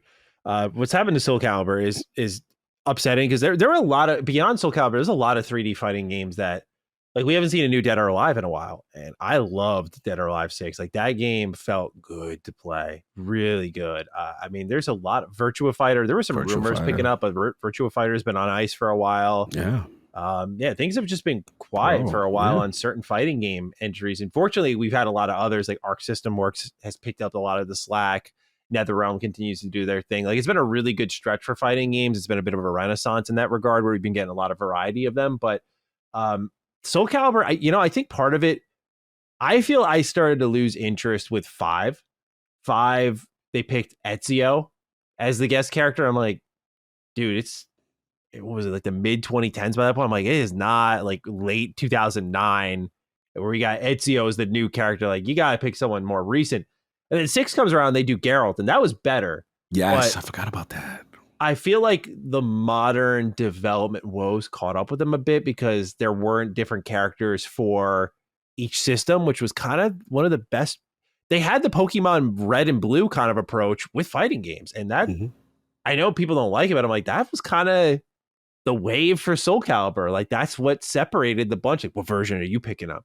Right. And if you had crossplay, it's like one person had one character that you didn't have. Like, that, I don't know, that really sold the series. But with modern gaming, it's like you're expected to have everything at once. So Soul Calibur 6 signified to me when I fired up, I'm like, I don't like how fighting games are built nowadays. Like, I don't like opening up the game. Everyone's here. Everyone. You don't got to play shit to unlock anything. It's just all here. I'm like, man, I encourage people, if they ever got the time to go back to some of these PS2, Xbox, GameCube fighting games and look at the unlock structure. They give you maybe half the roster, some really good single player modes, and just let you unlock and play around a little bit, which, by the way, for those of you who are big on the FGC knowledge, want to get online, most of y'all don't learn the game before going online anyway. Yep. So like, this forces you to at least learn someone a little bit before you get in there. And I know it wouldn't be a popular take, but Soul Calibur 6 was that moment. I was like, I don't like that everything's just here. Everyone's here. Like, there's no fun or thrill. It's just, surf the roster, find someone, and kind of move on. And they're not the only one to do it, but that's where I first felt that. Yeah, I think he also made a key point that I've never heard a developer admit. He says, in terms of character, what you said, he said, like, hey, a lot of mistakes are made when a certain character or personality is removed from the franchise or changes. And we got to be honest, like, all games kind of have that. I think of, I guess, Street Fighter would be, Ryu Ken, like, you kill off Ryu or something, right? You know what I'm saying? Like some decisions truly change the course. Mortal Kombat, I remember they went through it. They decided to kill Liu Kang one time, and they had this whole, I forgot, 4 Inception, whatever stuff was. There are key things that if you do it, you have to be prepared. And one that was controversial that actually worked for Tekken was when, Tekken 3 kind of made this new young roster. Right? And here comes a Jin, and here comes a Harang, and a Zayu, and an Eddie Gordo, when before it was just, Kazuya, and Kazuya was gone, I believe, in Tekken 3. So, yeah, because, Tekken? Yeah, so basically, it was one of those things that character usage and character popularity plays a factor into, Absolutely. and the fact that he mentioned that is interesting to me, because a lot of series do shoot themselves in the foot, but by some decisions they think is the right thing, and then end up Look at killing it to the base. 8. Like, it's a perfect example of getting the roster right. I mean, people were just hyped for every reveal. It was the perfect mix of old and new for a lot of Tekken fans. And there's always going to be the ones who are kind of omitted or something like that. But it's such a big, like, I think about Tekken 9 already. I'm like, oh, if Claudio isn't there or something, like, that's my favorite starting point for the last 2 Tekken games. And like, if he's gone, I'll still pick it up. But definitely, I could see those who don't want a little tech in their life being like, yeah, you know what? Like, you don't got my character, you don't got my purchase. Like, that's it. Yeah. A lot of people love the one trick these fighting games. They don't like to surf the roster. They just need the comfort zone. Like, there are people who've been playing Scorpion for 20 years now, and they're the worst kinds of people, but they have been doing it. Get over. Yeah. No, you're right. Imagine if they, Boone woke up one day and the storyline, they decided to finish off the character, right? Man. So part of it, you kind of got to know when your bread is buttered, and you got to be creative, but not mess up business. So, yeah, I get it. 100%. Got 2 more bits of news here.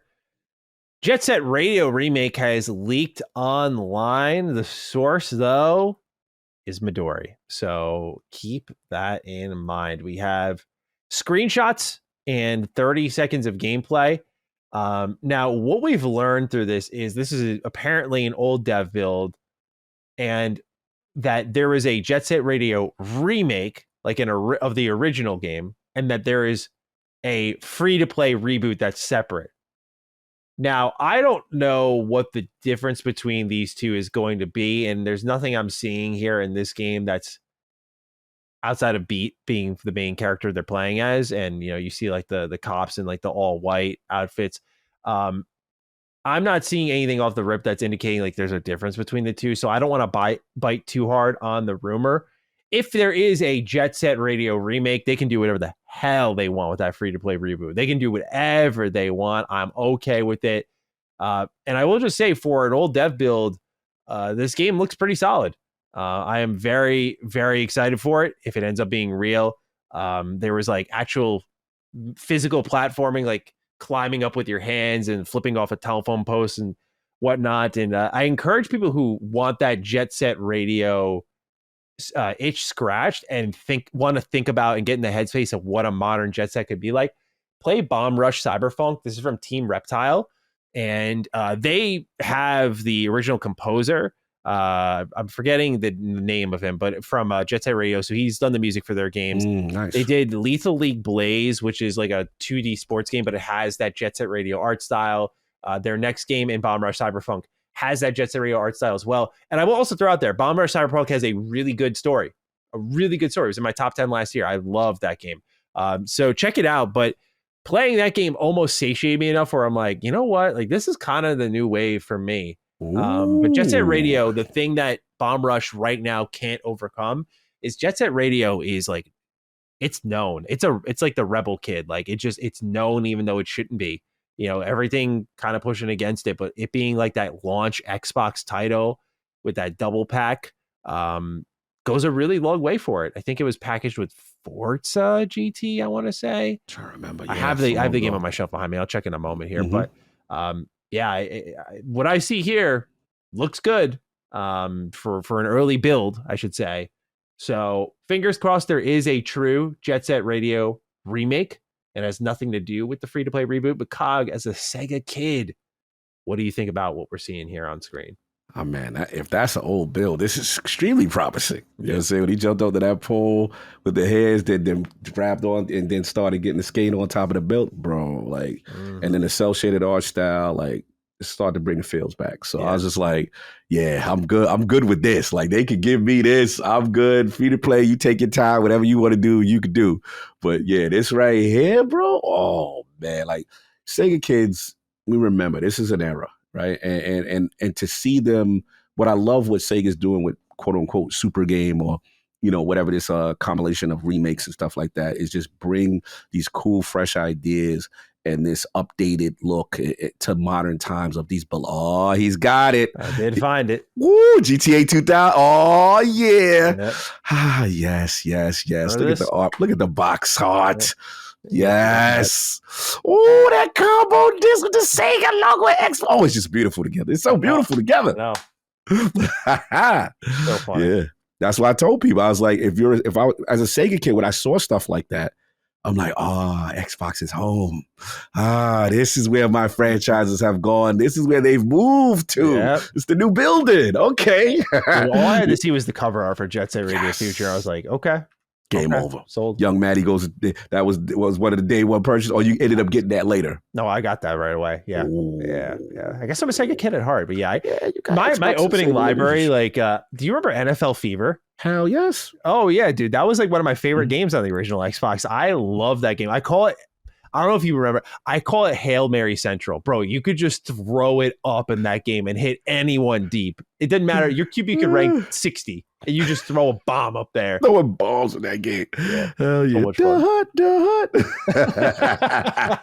I remember. Oh yeah. Bro, I love that game. Because yeah, Xbox, I mentioned this multiple times, but it just fascinates me because I didn't realize this, but like they had their own sports game studios. And it's so crazy because I think of all these comments from Phil Spencer when, they didn't have MLB The Show, like, yeah, I want my own simulation baseball. I'm like, I think they had like Inside Drive. They think, they call it Inside Pitch or something like Pitch or something. Yeah. They had what is it? The XSN Sports Network. Yeah. Like they had a whole set of sports teams. They had NFL Fever. Like they covered all the ground themselves.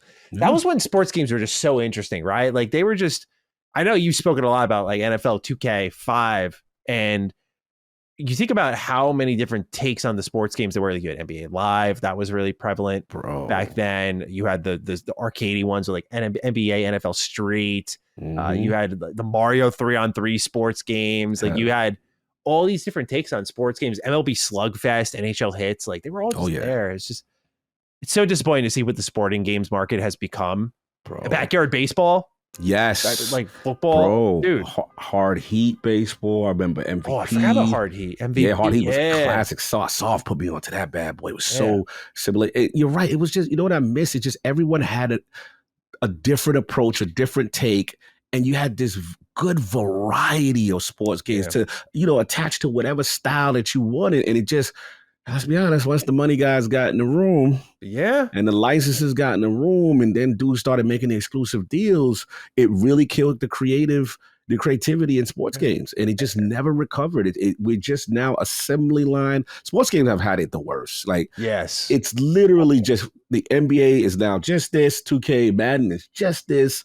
NHL, who knows what's going on? You even stop playing. You don't even rock with the NHL. No, I don't rock with the NHL anymore. So it's like, it's sad to see because you are right. The era we came up in, our eras, we had all these differentiating type of sports games for each major sports organization. And it was a fun time. It was so cool to pick up a new sports game all the time. Dude, I used to play so many sports games growing up. All-Star Baseball was another one with Derek Jeter on the cover. Derek Jeter, I remember that one. All-Star Baseball 03, love that game. That dates back to the N64. That's where I started it, man. Like, just amazing games. Games that just it's funny though, like there is an energy to just early 2000 sports that just won't be replicated again. Like sports are still amazing to this day, but there was a roughness to those early 2000 sports when you really look at like highlights and clips from them. It's just totally different era, different era. And so enough of the sports diatribe here. We got one more topic. BioWare spoke to Game Informer on the name change for Dragon Age Veilguard, originally known as Dragon Age Dreadwolf. They said, quote, as we were building this game, it became really clear that it was less that we were trying to make the Veilguard and more like the Veilguard was taking shape as we built the game. Solus is still a central figure in it. He's still a significant character, but really the focus shifts to the team.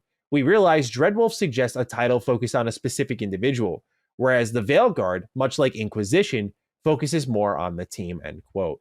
So, Cog, does this make any sense to you? A lot of people have had worries that with the name change that they're going away from Solus. Like, he's not as big of a deal as he once was. And obviously, we won't know until we play the game. That would be a big disappointment if they stepped away from what has been a really well-built villain, well-written villain. I don't think they would step away from that for any good reason. But what do you make of the name change with this information in mind? I'm starting to calm down. Look, I'm always going to like Dreadwolf as a name. Yeah, I always. get it. Like, I'm not gonna completely back away from that name. That name is fire to me. We know the story, we know the DLCs, we know Dragon Age Inquisition, and we know the development of the Soulless character. It's crazy that they committed that, by the way. I don't mean to interrupt you, pardon me. Please, I not mean to burp on the mic. But I bought a comic called The Missing, which is what leads into the next Dragon Age game. And it even says on that, like, leads into Dragon Age Dreadwolf. I'm like, you already had so much surrounding marketing about Dreadwolf going to Veilguard. I don't think the name's bad. I actually like it. I like when the game is about the team or the individuals. But I feel like it might have been marketing wise, like a mistake to be like, hey, we committed to this name for like 7 years and now we're going to switch it. Yeah, I've never really seen anything like that. Such a hardcore commitment to the name. And then we all know the actual verbiage that Veil, the terminology of Veil in the game is a real thing. So I get it. Look, when they explained it, yes, I can understand if you're developing, and as you're developing, you're creating this new Inquisition, right? This new team of heroes to go. I get it. It was just a surprising thing. But you know, we're allowed them creative vision for now, because I did like the initial trailer. I think me and you are on board, and we liked what we saw. Yeah, the trailer sucked, but the gameplay looked... I mean, not the trailer. Excuse me, the gameplay. Correct. Thank you for correcting me. Yeah, no, I figured this out what you meant. I don't know anyone. I have not met anyone who's like, yeah, the trailer's all right. Yeah, the gameplay. Gameplay looks great. Yes, the gameplay looked good. So right now we rocking. All right, time for us to move into what games we're playing this week, Cog. I mean, surprise, surprise. I see what you're playing this week. Let's talk about it. Yeah, man. Back in crackhead mode. Everybody get your tables ready. We got another 5-10 minutes of bloviating. But look, you know, as a person who's been playing Destiny Final Shape in complete gremlin mode, shout out to Chris Ray. I got to shamelessly plug, man. Me and him, we never really potted just us together. Shout out to Chris doing his first hosting ability. And we really went at length of the Final Shape experience. And I finally got someone I could, no disrespect to you, man. You're my brother. You're my brother. You're my dude, bro. I get it. I finally at my happy place where I didn't feel like slander. Okay. You know what I'm saying? Like every time a Destiny fan gets to talk about Destiny with another Destiny fan, like it's magic. You're like, oh my God. You know, that's how me and Ibantis' friendship started. Like I was like, wow, this guy really knows his Destiny. So I never really get a chance to have those long extended Destiny discussions with Chris. So we did a Sacred Symbols Plus, which should be up soon. Please check that out. But what I will talk about in this, because we gave y'all bars there, but this is more about what's going on now. So completed Final Shape. Okay. I told you all the great stuff they cooked, whatever. Yeah. So now it's what we consider the season, not the seasonal model, the expedition. Why am I forgetting the name of what they call it? The episode model, excuse me. Okay. So this is the new model, right? Now we get to know, and it's all in Final Shape now. Now we finished Final Shape. Now you can do this other stuff. So Act 1 is called Echoes, and obviously the result of what has happened with the great battle with the Witness. And what we're learning is that there are after effects of the Traveler now being infected, and now we have to go investigate on the planet Nessus, which was an old D2 destination that we're going back to find out why the Vex. And here's the reason why it's cool. I have to be honest, out of all the Destiny enemy factions, right? Hive, super cool, Savathun, Taken King, Oryx. Probably that's Destiny's break glass. We need a cool villain. Go get somebody from the Hive. Like that's Destiny. Like that. The Hive is always a cool. The Fallen, shout out to Chris Ray Gunn, were always cool because we always like, okay, this was the first race that the Traveler went to. They had the favor of the Traveler. They had, so then the Traveler abandoned them and went to humanity. So Fallen's always cool, right? But it was something about the Vex. And the Vex, the problem with them, even though they're like this, they're like Terminators, they're these robots from the future, they got cool designs, but they're a hive mind. They don't have a central entity that controls them. They just do the bidding and follow whomever or whatever. But what they are seeming to tease, which is probably the dopest thing that I've been waiting for the Vex race, is that the Vex are now behaving differently in a post-Witness world. And what is happening is they do feel they are being controlled by a central entity. And we are learning things. It's the terminology called the conductor. We're finding about something. And there's an image right now that I will send you that everybody is wondering, what the hell is this? And I'm going to send it to you right now so you can see. Okay. So I know you're not playing, so I'm just giving you some cliff notes. So you see this image right here? Ooh, okay. Right. So this is what we suspect who may be, or entity or godlike figure that may be controlling the Vex. And we just had the ending of Act 1 of Episode 1 of Echoes. And I'm going to tell you right now, the writing and what they're doing with the Saint 14 character who has a history with the Vex is some cool stuff. They're going deep with the Vex, and I love it. So hopefully they answer some questions. I want to see if they go there, but it's a great start. So did that. They have two act as far as the gameplay stuff. There's an activity. You get one act per month. How big are these? Yeah, I mean they're pretty substantial. I will say, in fairness, still similar to the seasonal model where, we're going to give you about 20 days, see you in 20 days. They're giving you more of a break between. So it's not like you have to log in every day to do your Destiny chores, but if you get this stuff done, then you got to wait another 20 days when this next episode is going to release. So, Act 2 of Episode 1, excuse me. So I just completed Act 1 of all of it. It was a series of things. It was this cool mission called Enigma Protocol, a cool gameplay event, which is super dope. It's kind of like, hacking the Vex network, and it's platforming. It's all this cool involved stuff. The new activity is okay. I consider it botany. You're fighting stuff and then you're collecting specimens and giving it. Oh, I will say this though. They have brought in who are leading the charges on this episode is the failsafe character who was originally from Destiny 2. The one is Robot Ship. One of the most hilarious voice acting characters. She is hilarious. Like, she's like an AI, but she's just she has these weird off the cuff jokes and multiple personalities. You got that. You got Saint 14 and you got my man Osiris, and they're going to investigate why the Vex are behaving differently in a post-witness world. So that's kind of the theme of it. Super cool so far. We'll see how this episode model continues. If it's going to satiate the base, is it going to fall off the base? We'll see. But good start. I want to see where this goes because they ended it this last one is on a nice little cliffhanger with the Saint 14 character and the Vex. So salute to them. That's what I've been doing. Awesome. I'm glad it continues to deliver for you. Again, I mentioned it last week, but you go back to where Bungie was at. You want to talk about losing talent? Like, how has the music been? I know there was some worries about the music and I'm Salvatore. That's who they lost. But, yeah. So how's the music been?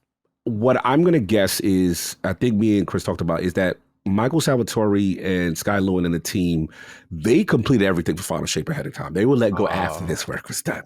So I think we'll have to judge Destiny's music probably by either episode 2 or maybe I'll find out. I'll dig around. I'll see if, because remember, the episodes are it's like the seasonal content on top of the think of it as the season pass on top of Final Shape, right? Okay. That's what these episodes are. So maybe they just did Final Shape, and maybe episodes are now this new team, whoever's remaining on the Destiny just really musical team. Curious because I know that was like a big part of it for people. Yeah, the music has been fantastic in Final Shape, and I don't know how you replace a Michael Salvatore, bro. Like I don't know how you. I mean, they did it with. I guess you could say that they did it when Brian, Marty O'Donnell left, but that's a big thing. These guys are like high level legends in the music and orchestra space. So we'll see. I will let you know. I'll do some digging. Actually, I'm gonna ask E.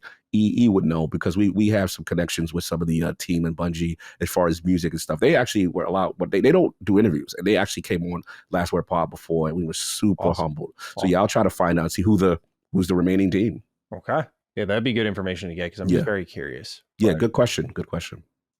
For me, I've been playing 2 games on the opposite ends of the spectrum. For starters here, still with Shadow of the Air Tree.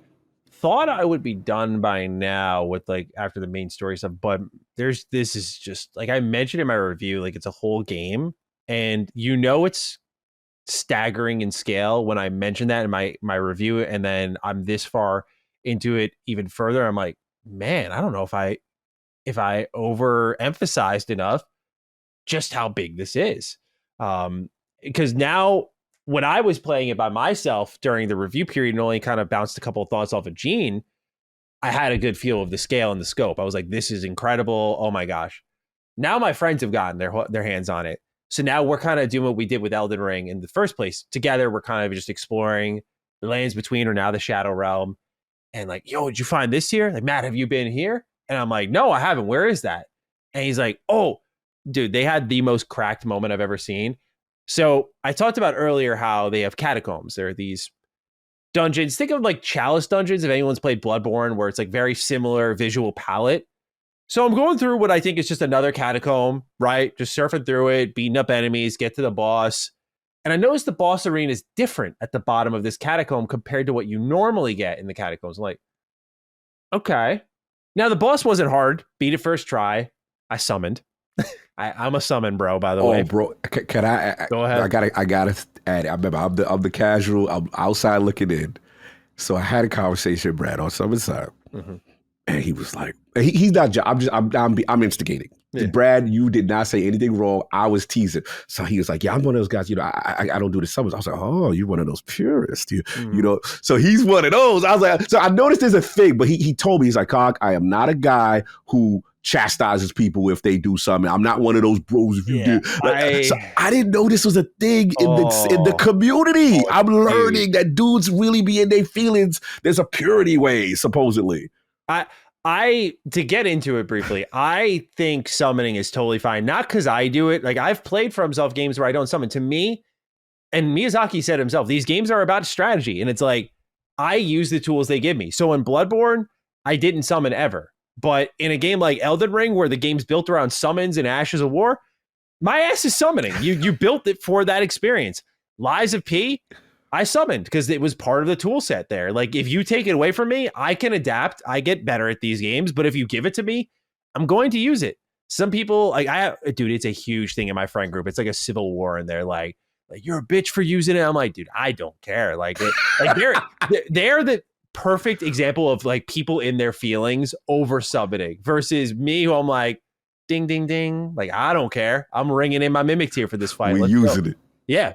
So yeah, I've been summoning, and anyway, I finished this fight off first try, and I'm like, this place looks different from the catacombs.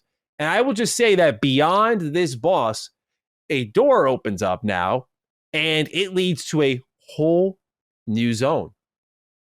A whole new zone. And I won't say what it is or anything like that. Ooh. Because I think part of the beauty of this game is just discovering that. You can look it up and discover it, of course, that way. But like, having that moment, I was like, holy shit, dude. That's fire. Like, this is the most out of the way.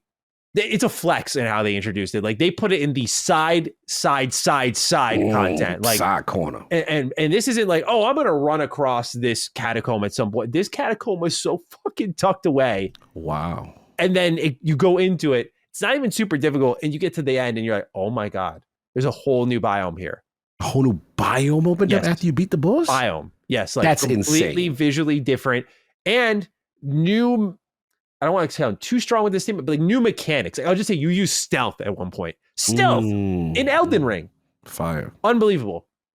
So yeah, like, I'm at that point where I thought I was in cleanup duty, and I was like, all right, I'm going to move on like a couple days ago. And what was that pause worthy? Go on. No, not that pause worthy. I'm just laughing at you thinking that you finishing the game. You just you checking the boxes. You're done, and then you go to this little random insignificant catacomb that you think, and then the whole biome opens up. Bro, it was unbelievable, right? And like, that happened to me 3 times. There were 3 biomes that I missed, and I was stunned. I'm like, I thought I spent like 30 hours with it. I was like, yeah. That's probably enough now. Like, cool. And my friend's like, hey, did you see this? I'm like, all right, let me check it out. Oh, there's a whole biome down here, guys. Like, so it just keeps doing that. So I'm thinking I'll be done this week. Wow. But I'm just picking this thing apart for all it's worth, and I'm impressed. And yes, I imagine, definitely be on my game of the year list. I mean, this is not DLC. Like, I don't know. It is only DLC in how it is delivered. Otherwise, this is a whole game, and you should prepare to play it as such. I haven't played it since the new patch hit. The new patch, a lot of people were complaining about Shadow of the Erdtree's difficulty, which I think I mentioned in my review that some people may not like how power scaling works, which is you have to hunt down items pretty much. Now they've changed the power curve where, like, I'm going to sign into my next playthrough of Elden Ring, or not next playthrough, but when I load Elden Ring up, I will have by default now a 25% boost in my attack strength, which is huge. Now, I don't think it's going to matter much. Some people are losing their mind. I don't think it's going to matter much because if you have not played Shadow of the Erdtree, these bosses fucking nuke you. Like, it doesn't matter. They just wipe your ass off the map in 2-3 hits. Once they change those, then I think we could have a conversation on From Software making things a little too easy for y'all. Mm-hmm. But I think with the damage that these bosses deal, it's only evening out. I think some of these enemies were spongy in not the best way. And in particular, there was one fight that, oh boy, I have not gotten that pissed at a game in a while, but I will just say, Bale, you son of a bitch. I'm so happy I slayed your sorry ass. Oh man. But Bale yeah. had many fells. Many people were felled from Bale, huh? Bro, I double summoned on him and I still was having trouble. I was pulling an Egon, I was pulling the Mimic Tear. I'm like, go get him. And this, I hate Bale the Dread, man. I hate him. Oh, I gotta find out who this dude is. Yeah, it's an impressive boss fight in scale and spectacle, but I'll just say I think they broke two rules of that boss. Number one, the fact that I can only lock onto its head sucks. Number two is I can't use my steed against a boss type that I typically use my steed against. Also, really weird choice there, especially because I think there are certain attacks that would be great to have my steed for. So I say all that because I can understand why some people got frustrated with how Elden Ring Shadow of the Erdtree was balanced. And I do think, and people won't like this, as someone who loves this DLC, I do think From Software was overcompensating a little bit based on the it's too easy feedback and went the other direction and made it so hard that people are like, no, now you're doing Dark Souls 2 energy by making it unfair with your difficulty. And yeah, like no one wants to get two-shotted. Like that's the shit I was experiencing in New Game Plus 4 Old Hunters on Bloodborne. So we want a difficulty adjustment? No. Okay. I think the best thing about these games is the pure difficulty balancing. But now the problem is, Skill Up made a really good point. I was watching one of his videos and he brought up this subject and he made a really good point of like, now you're balancing for an end game area where someone could be using like the perfect build with the perfect spells with like Blasphemous Blade, or someone who's doing like a Fashion Souls bleed build.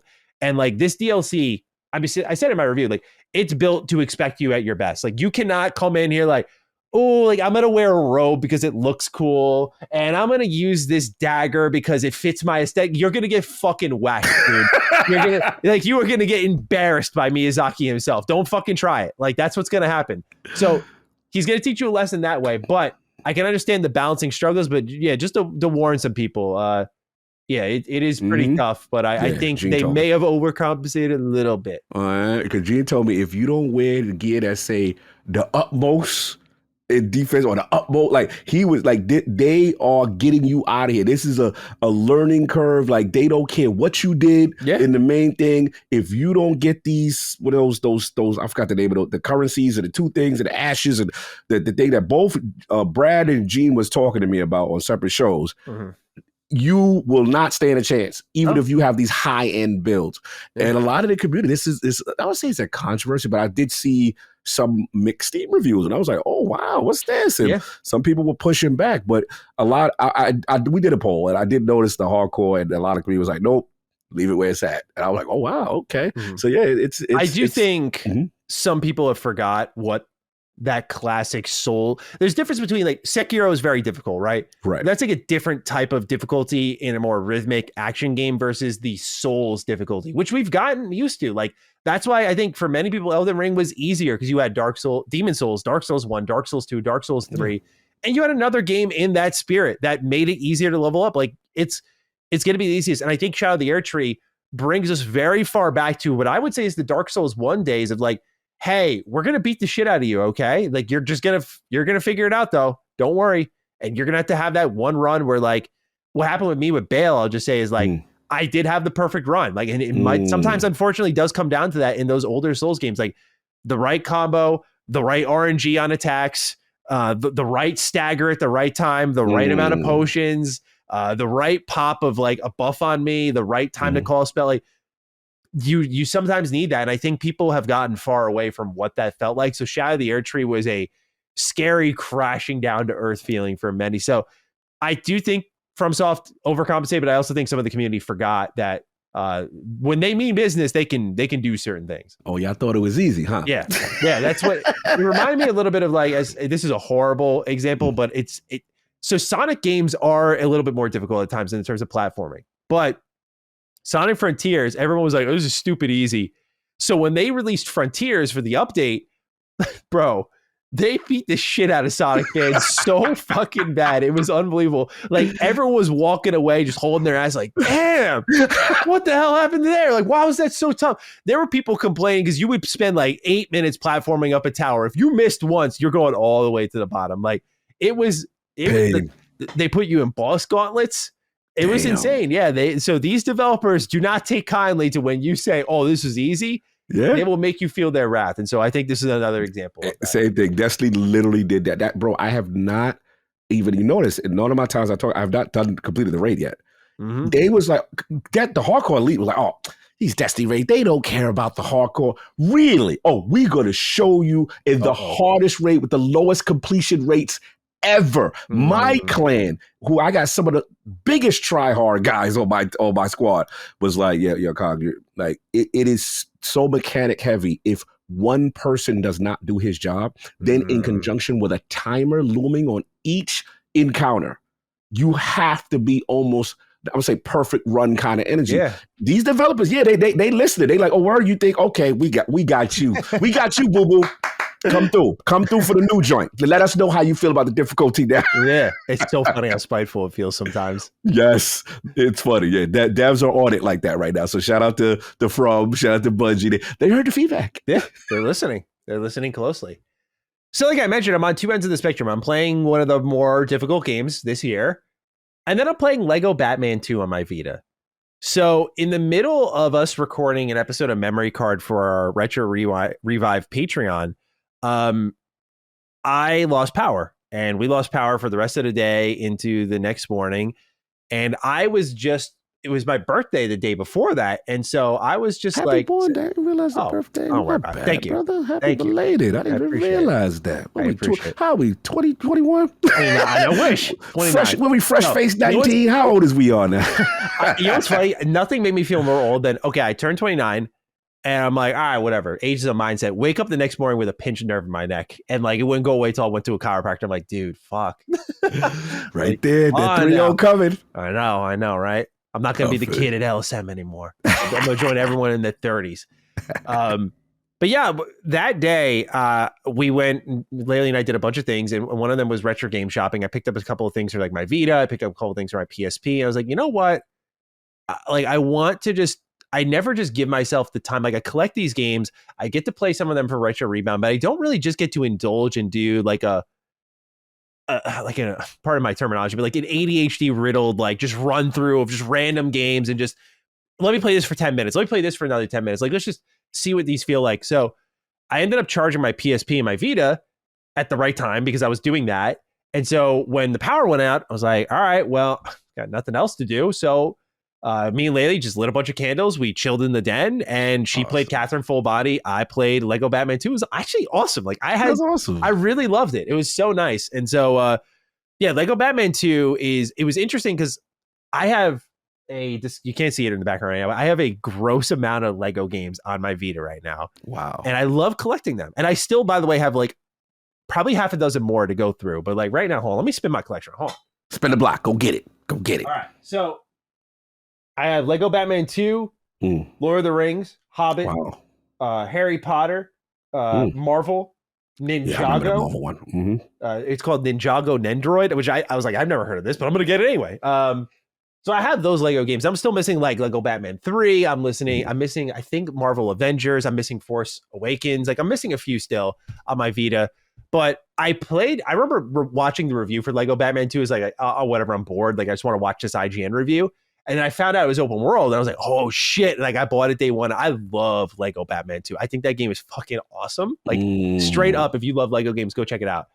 And I was thinking back to that emotion on my birthday. So something unlocked in me. I was like, I want to play Lego Batman. So I played like 4 levels on my Vita on my birthday. And I was like, this is amazing. Like, I love Lego games. And so when the power went out, I played more of it, and I'm nearing the end of Lego Batman 2. It's different on the Vita. It's not like open world. It's more of like your linear style Lego game. Yeah. But I was like, I can kind of get down with this. Like, this is really nice. And so I've felt this weird urge to just like binge these Lego games. Like, I really have been having a ton of fun with them. And it's like, I had this moment where as I was nearing the end of Batman 2, I was like, Man, I didn't really think about it until now, but I was like, this has been such a big part of my life. Like, I think not just with the games, of course, just Legos in general. Like, I haven't built Legos in a hot minute, but I used to have like a bin full of Legos from all the things I built, and I'd like disassemble them and reassemble them into different things. I was like, I haven't done that in a while. But I was also just thinking of like the Lego games. I was like, Lego Star Wars on my Game Boy Advance, Star Wars 2 on my PSP, Complete Saga on my Wii and my 360. Like, I've played all of the Lego Marvel games because that was a big deal. Like, I remember they were only doing DC for a while. So you got like Lego Batman 1 and 2, and people were like, where's Marvel? Where's Marvel? They did Lord of the Rings, Harry Potter. It's like, man, they're never going to do it. And then they come out of nowhere and they do Lego Marvel superheroes. And it was incredible. It was I broke my rule. You did break your rule. See, bro, that game is fucking awesome. Game's fire. They had Silver Surfer in it. That was the key. Yeah. I was like, I got to do it. I got a rule that if Silver Surfer's in a game, I don't get what it is. I have to support. I thought of you because when I was shopping at the retro shop, I saw the Fantastic Four in the Silver Surfer game. I was like, I wonder if Cogs played this. Got all that. Yeah. Anything he's in, even that terrible. I remember that one. Yeah. I got a rule. So y'all can get me for that one. I broke my kitty rule on that one. And then did you play both Lego Marvel superheroes? Yeah. Oh, don't tell anybody. I appreciate your openness, though. We want the audience to write in with their kid-friendly games. So here you are, perfect. Yeah, definitely was cheating. But I just something.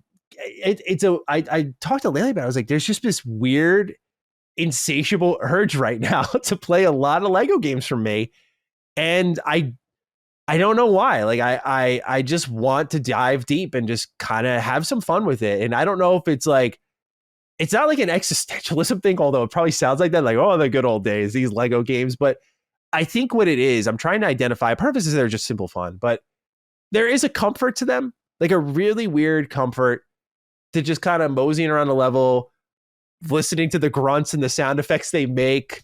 Funny. And they're so funny. That's the other thing. I'm like, there's just...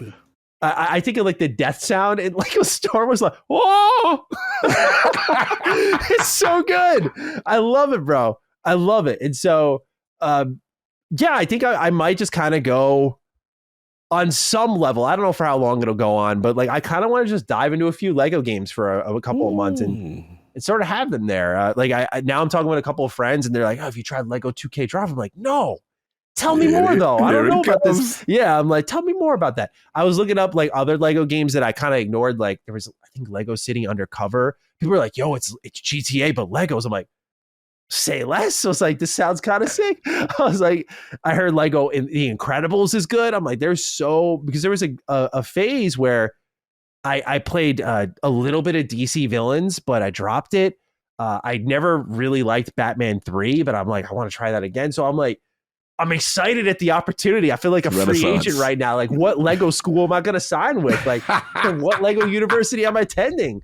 It's exciting. I don't know, man. So yeah, I don't mean to go on a whole diatribe here, but there's something about it that's just been really exciting me. And so I'm thinking I'm just going to keep messing around with them and having some fun with it. And particularly on my Vita, doing a little trophy hunting with them. They're fun to hunt trophies for. So it's been a good time. Salute. All right. We have one final warm-up question, and then we'll get into the rest of the news for the show. This comes from Namaste25. Hello, Dukes. With the Xbox 360 store coming to a closure on July 29th, which are your hidden gems titles recommendations? And so this is a big question for the community right now. A lot of people, I just made a video on Retro Rebound about buying a 360 in 2024. I'll probably do a Game Halls video separately because a lot of people are like looking for recs, like, hey, the 360 store is closing. Things are on sale right now, by the way. If y'all are like digital only bros and sis, like Xbox is making it easy for you. Like they're all like 80% off. Like go there, get everything you want. Like I saw like 7 different Activision games that are not back compat. I saw Pure Xbox covered it. There's 7 games not back compat and like they're 80-90% off right now. Like so you can get Singularity for like $3, which is an amazing game. So there's some really good stuff that is multi-plat, if you will, but definitely make sure to check it out, the storefront. A lot of things are on sale right now. Xbox is doing the right thing in that regard, at least. But a lot of people are looking for pickup suggestions. And Cog, I'm curious if you have any off the top of the dome here for those who are looking to get a little Xbox 360 love in their life. Because I'll just say this as a closer. The toughest part about the video I made about buying a 360 is Xbox had FPS boost. So some games that were good on 360 now run way better. And so there's no point in getting them for your 360 alone. And then back compat. It made it tough where some games on like the original Xbox work well on Series X. And it like they've really, I already knew they did a good job, but you really feel it when you're like, okay, if I'm buying a 360, what do I want it for? And there is a specific library of suggestions you can make, but I'm curious for you what those may be. There's only one that comes to my mind right now, but I think it didn't make it as part of the back compat. But Left 4 Dead, I don't know if remember Left 4 Dead, the OG joint. Like to me, that's what Back 4 Blood should have been. Like, you know what I'm saying? Like they didn't capture, that kind of thing. And I just remember how addicting that game was. And we're playing it with the homies, and the fact that like you separated the enemies that'll pull you away and a big tank type. And it was such a romp. Now, Left 4 Dead 2 also came out during that 360 era, I remember, but it didn't have that feel like the first one did. First one, I didn't know that. Left 4 Dead was never on PS3. That's a good question. I'm looking it up right now. Sorry, I didn't mean to interrupt you. Yeah, I'm glad. I didn't know that because I was a 360 guy at the time, so I didn't know if they had, because there's some glaring omissions from PS3. During that era. It's literally what. So what I learned, I don't mean to interrupt you, but what I learned when collecting for the 360 is like there's a lot. What people feel right now, like why is Marvel vs. Capcom collection missing? Or for example, is a recent one for Xbox fans. That's what happened during the 360 and PS3 generation. There's a staggering amount of, by the way, games you would never expect that are only available on 360, like JRPGs, like Magna Carta 2, Spectral Force 3, like games that you've likely never heard of are just not there. And then there are the ones that I call them incidental exclusives, like Overlord was one of them. It's on PS3 now, but Overlord was one of them. The Outfit is another one of them. You bring up Left 4 Dead is a great example. I'm like, holy shit, these never, I'm looking right now, these never came to PlayStation 3. They were on PC and 360. They had some, I'm going to say like engine by default stuff going on, maybe deals, who knows, you know what I'm saying? But I remember that game, and it was the zeitgeist. It was huge. Everyone wanted to play this 4-player cooperative game. I remember the hospital level, getting to the room, trying to get to the helicopter. All right, come on, I'm going to make me pick this guy. Like, it was just so much tension, and the sheer volume of zombies and the different zombie types and archetypes. Such a fun game. Left 4 Dead is the game that you can tell the Back 4 Blood guys were inspired by. A lot of games were inspired by that game. They really pulled it off. Yeah, dude. Yeah, that game is great. I haven't played it in a while, but you're right. The zeitgeist, the addiction was so real with that. Just like run through campaign.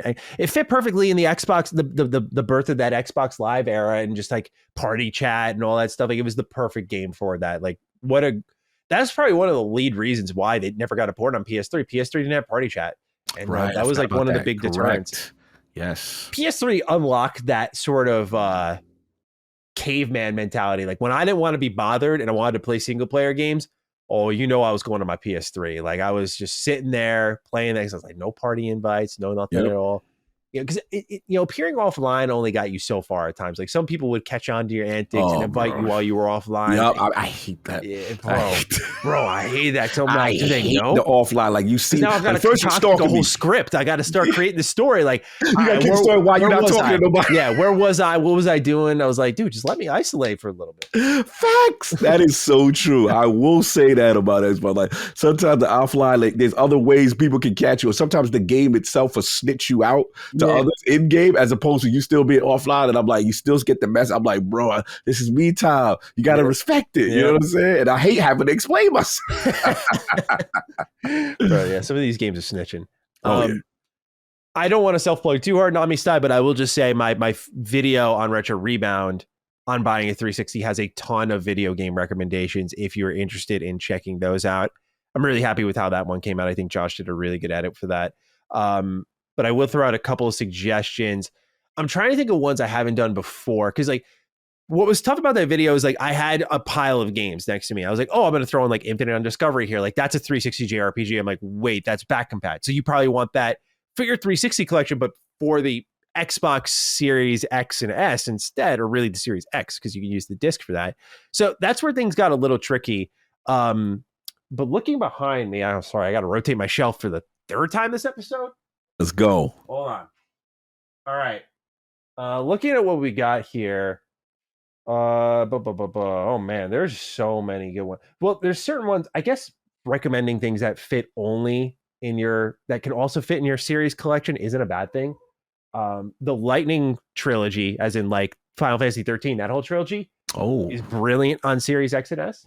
So that's a good 360 pickup. Mm-hmm. Fable 2 doesn't have a PC port. So Ooh. Fable 2, 3, definitely good options for you. You could stream them, I think, on your PC through the Xbox Cloud Gaming thing. Right. But what else do we have here? There is Lost Odyssey, of course. Of course. That also works on your Series X. Mm-hmm. Marvel Ultimate Alliance Gold Edition. Oh, you stole my. That's the slam dunk. That's the layup right there, baby. Woo! The Naruto 360 games are amazing. Clash of Ninja, Broken Bond. I love those games. Mm-hmm. If you got a lot of money to spend on Amistai and you want a pretty like risky pickup, I would say, like one that you might not even like, Operation Darkness. It's got pretty middling reviews. It's a World War II Fire Emblem style game where you kill not only Nazis but also werewolves and zombies. It's a really interesting concept, really cool idea. I saw a lot of Xbox members of the Xbox community like tweeting about it and tagging me in it, like, "Oh, I want to pick this game up now." I will just warn you, it's a $200+ game now. I did not buy it for that price. Wow. Yeah. The reason I tell people to get the 360 games now is I have done this collecting thing. Really, I started in 2014 rebuilding my collection, but I really got heavily into it with 2020 and then the launch of Retro Rebound. I'll just warn people now, whenever any storefront closes, when those doors shut, those prices go up just by default. It may not make any sense. There could be tons of ways for you to get those games, but because the news is that these doors have now closed, they will artificially hike the price up, and other sellers will see that and follow suit. They'll be like, well, I'm not going to sell Tenchu Z for $50 when people are selling for $70. I'm going to meet them up there. Same thing happened with the PS3. When the PSN started to shut down on PS3 and Vita, Sly Collection, Ratchet and Clank Collection, Jack and Daxter Collection all went up from $20 to $70 like overnight. It was a huge deal. So don't panic buy. Get in now. Get in now while the sales are hot and while retro game sellers are not going to scalp the shit out of you. Bro, literally happened to me with Xbox 360, 50 Cent Blood in the Sand. Mm-hmm. As soon as that announcement went, people were like, pew! I caught somebody slipping. They must ain't know that the announcement happened. The day right after, I said, oh, got him. Let's get this for this $20. And then he realized he had like 2 more copies. I looked at that same listing and what it was now. They getting people for like $200 plus. It's crazy out here. Oh, wow. Yeah, they want that because they got 50 original music in there. It's basically a mixtape that you can listen to in the option. It's crazy. Unreleased tracks on it too. Oh, really? I didn't know that. Yeah, 50 Cent Blood is Sand. And it's actually a fun game. It's actually a decent game. 50 Cent games, right? There's Bulletproof and Blood in the Sand. It's Bulletproof. That was Blood in the Sand. That's the one. Yeah, where you could play as the cooperative and also the other G unit members, and it's kind of lit. It's kind of lit. Awesome. It's an era game, right? You like you'll never get that again. Like 50 Cent, you're never gonna get that like this. Dropping F-balls all over the place, talking that like it was all that in there. It was crazy. That's a good pick, though. That's a good pick on it. If someone that's the thing that's interesting about 360 collecting now is there are some real. There wasn't for a while. That's why I told people last year, I was like, go get your 360 games because like you don't have to ball out to get your collection. Like that was what was beautiful about it. I said it's going to go up. Yep. It was the next one in line. It was the next one in line to go up, and now people are seeing it. So yeah, my video's up. Please check that out. Cog, great suggestions from you. And thank you for the writing, Namaste. First item on the news report here comes from Mr. Matt Booty himself in an interview with Variety, and there's quite a few highlights here. For starters, he feels that Xbox is beginning to hit the rhythm that they've always aspired for in a more steady cadence of games releasing. He also says that games like Gears of War E-Day, Perfect Dark, and State of Decay 3 were not given release years because they want to find the right time to launch the game while making sure it doesn't conflict with another first-party or third-party title, namely GTA 6. Quote, we certainly want to make sure every game is given space and has got an opportunity to shine, and we don't end up overshadowing a game by launching it too close to another, adding that the portfolio planning revolves around ensuring that teams don't conflict with other companies' titles, but also so that we're not getting in our own way, end quote. want to just pause there and have people absorb that. Mr. Shotgun Blast is going to have a field day with that. We'll talk. When asked about gaming synergy with TV and movies, Fallout being referenced, Matt Booty said Microsoft isn't explicitly trying to make that kind of success happen by forcing it. Then, on the closure of 4 first-party studios, he says, quote, those decisions are never made lightly, they're never made quickly, and there are a lot of people and processes and oversight to make sure we're making a good decision, Booty said when asked about the closures, adding that he didn't want to share nitty-gritty details, but mentions that Microsoft looks across leadership at studios and if teams are set up for success in the future, not just if they were successful in the past. Booty also points out that Microsoft has been open to allowing teams to go independent in the past if it's clear things weren't a good fit, including recently with former Activision subsidiary Toys for Bob, which is now an independent studio, though the team's first game is a project being published by Xbox. Then, he states that Xbox and PC engagement went up when Sea of Thieves launched on PS5, and reiterates that games are still evaluated on a case-by-case basis, and that Xbox players can absolutely continue to expect many games to be exclusive. So, Cog, a lot of gems here, I think. Which one do you want to pick at first? Let's go with cadence. I'll start there. Yeah. I do a kind of cadence release year kind of thing. I think the cadence thing is important because I think what we did see from the showcase is, man, they've got an abundance of titles. This is kind of like, an abundance of riches. And there's a part of me that was happy that it's like, okay, you finally get to show these cool things that you feel proud of and that look really impressive. And universally, the showcase was highly reviewed well, right? By people who, be honest, were very down on Xbox coming into it, and rightfully so, based on what was going on. So you got that part. And then the second part is now what I consider the real work, right? This is how you earn your bones as far as, placing these titles and trying to give the developers the time they need to put the games out in a quality fashion, but also you've got these deals with third-party publishers. These are your partners that you have marketing rights with. We saw Dragon Age on that stage. We saw Assassin's Creed Shadows on that stage, right? Things that would normally be on the Keighleys. And I'm like, wow, they're on an Xbox stage and getting some type of marketing push there. So this is the delicate game now where you have all these games now kind of coming up in close proximity. How do you leverage it? And there was a part of me, I was like, man, why didn't they said the year 2024 for a lot of them, but then notice it wasn't no date. I'll be honest with you, man. Now I understand because sometimes, and you know how I know? He mentioned Grand Theft Auto by name. Yeah. He was like, yo, there's certain joints you got to move away from. We can't. So the way I look at it is, it's like in the hip hop industry, it's like, when they dropping their album, okay, when this one drops on this day, maybe we space this out. And maybe that's why Avowed, even though there was a little bit of a leak, they don't want to confirm to it because everyone's playing the chess game. Yeah. You can get swallowed up here. And here's the big thing. People got to realize they are now the home of Call of Duty. Yep. Every October or late October, early November, you got to move away from that. You can't have certain titles right next to that. That changes cadence. That changes things. So, look, I don't envy this job. I don't envy this part. He going to have to work magic here because they've got the good thing. They got a lot of stuff. But the bad thing is, man, where do you put some of this stuff? We forget even talking about, for me, my beloved Shattered Space DLC. Where does that go? Right?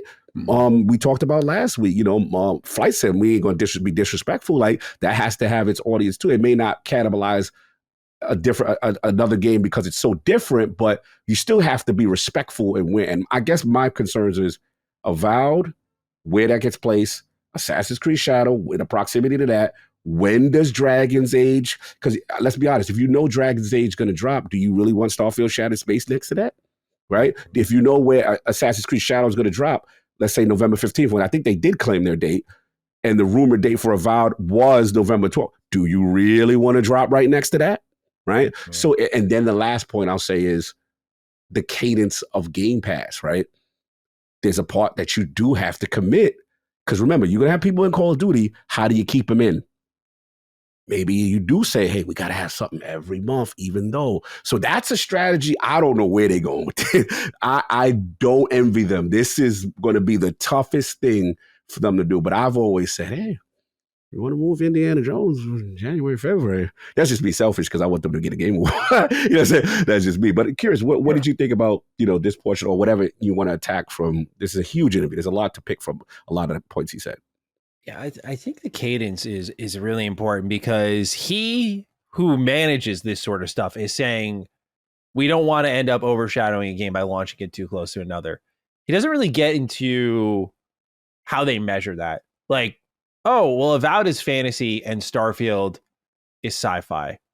Do they overshadow each other or no? I mean, they're both RPGs, right? So I would imagine so, especially if we have a feeling that they're kind of scared of Dragon Age with Starfield's expansion. So where does that land? And each game has its own needs. Like Starfield right now, people are coming around. Like you need to have that expansion land sometime soon if you can. Like if it's in the fall window, but you can't, in my opinion, be like, all right, put that in 2025. Like that's a non-starter. Avowed is really shaping up. I think it should come out this year from what I'm seeing. It's not like what we saw at the developer director. I'm like, this might need more time. It's really come together. So I don't see any need to delay that. So now you've got your Starfield expansion, Call of Duty. You have Flight Simulator, which I think you can argue is in its own department.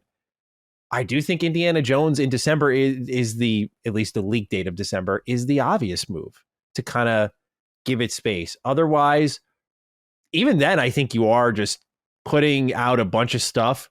Like, you know what my go-to example for this is? A lot of people always like to cite Battlefield and Titanfall. And there is truth to that one. That's definitely a good example. I look at Ubisoft, who has a fan base that they've cultivated for open world games where they did Phoenix Rising, they did Watch Dogs, and then they did a new Assassin's Creed in 3 months in a row. And it failed horribly. Like the cascading effect, 2 of those series died. And honestly, Assassin's Creed, most people probably looked at just how many open world games they were doing. It was like, yeah, you know what? If I'm going to pick one, it's going to be Assassin's Creed. And that just rose way to the top. Did extremely well, even if people didn't like Valhalla as much long term. So I look at things like that where it's Xbox can deliver month to month, really, if they wanted to. If they really get their ducks in a row with third-party deals, first and Game Pass deals and their own first-party studios, they could have big monthly releases on the platform. They really could. I don't know if that's beneficial, though. I do think spacing it out quarterly, 2 max. That's my rule of thumb. 2 max. Okay. People got limited time. They can take in more because of Game Pass, but at a certain point, you've spent so much time investing in these games. If you just send them all out, I've said it time in, time out. It's not gonna be like an abundance of riches unless there's some sort of measurement of like, hey, how much we invest in this? How long's it been? This has to come out now. Like we're done spending money on this. Then maybe there's a logistic there. But what we're not getting from this interview here is like, how do you measure up how these products conflict? Is it just release dates? If it's just release dates, you got a lot of moving around to do this holiday period. Yeah. And what I'm starting to get the feeling of is this coming Gamescom is going to be tremendously important because not only are we going to get the missing dates, at least I think we're going to get the missing dates from the June showcase, but also we might see a couple of games inched backwards. Like Towerborn is quietly still saying like, coming out this year. Like I was just reading a whole post on their website of like about that, Belfry and everything. They're like, yeah, we're still coming 2024. I'm like, how are you still coming this year when you've been dead silent? And like, are you really like, you probably could come this year, but do you want to? Or do you want to go in a spot where things are a little more free and airy? Like people got time for games every month, but multiple games a month, barely. And that's from people doing it as for a living. So again, I hope this could add some level of validity to the rumor, like Gears of War E-Day in 2025. Like maybe you don't commit to that because it's like, we just showed off 3 bangers for 2025. We show Gears of War, which is an easy holiday title. Let's say, Perfect Dark's ahead of schedule or State of Decay's ahead of schedule now, which I believe those a little less. It's like, I think they're getting to this different area of the Nintendo pocket. Like these companies are exploring them in different ways. I've already talked a ton of how PlayStation's doing it. I think Xbox is getting to the Nintendo pocket really quickly where they will be able to sit on things that are done and just be like, oh, we're down a quarter. You get this out there, put this out there, surprise them. And that's it. Like there are so many stories about Nintendo just sitting on games.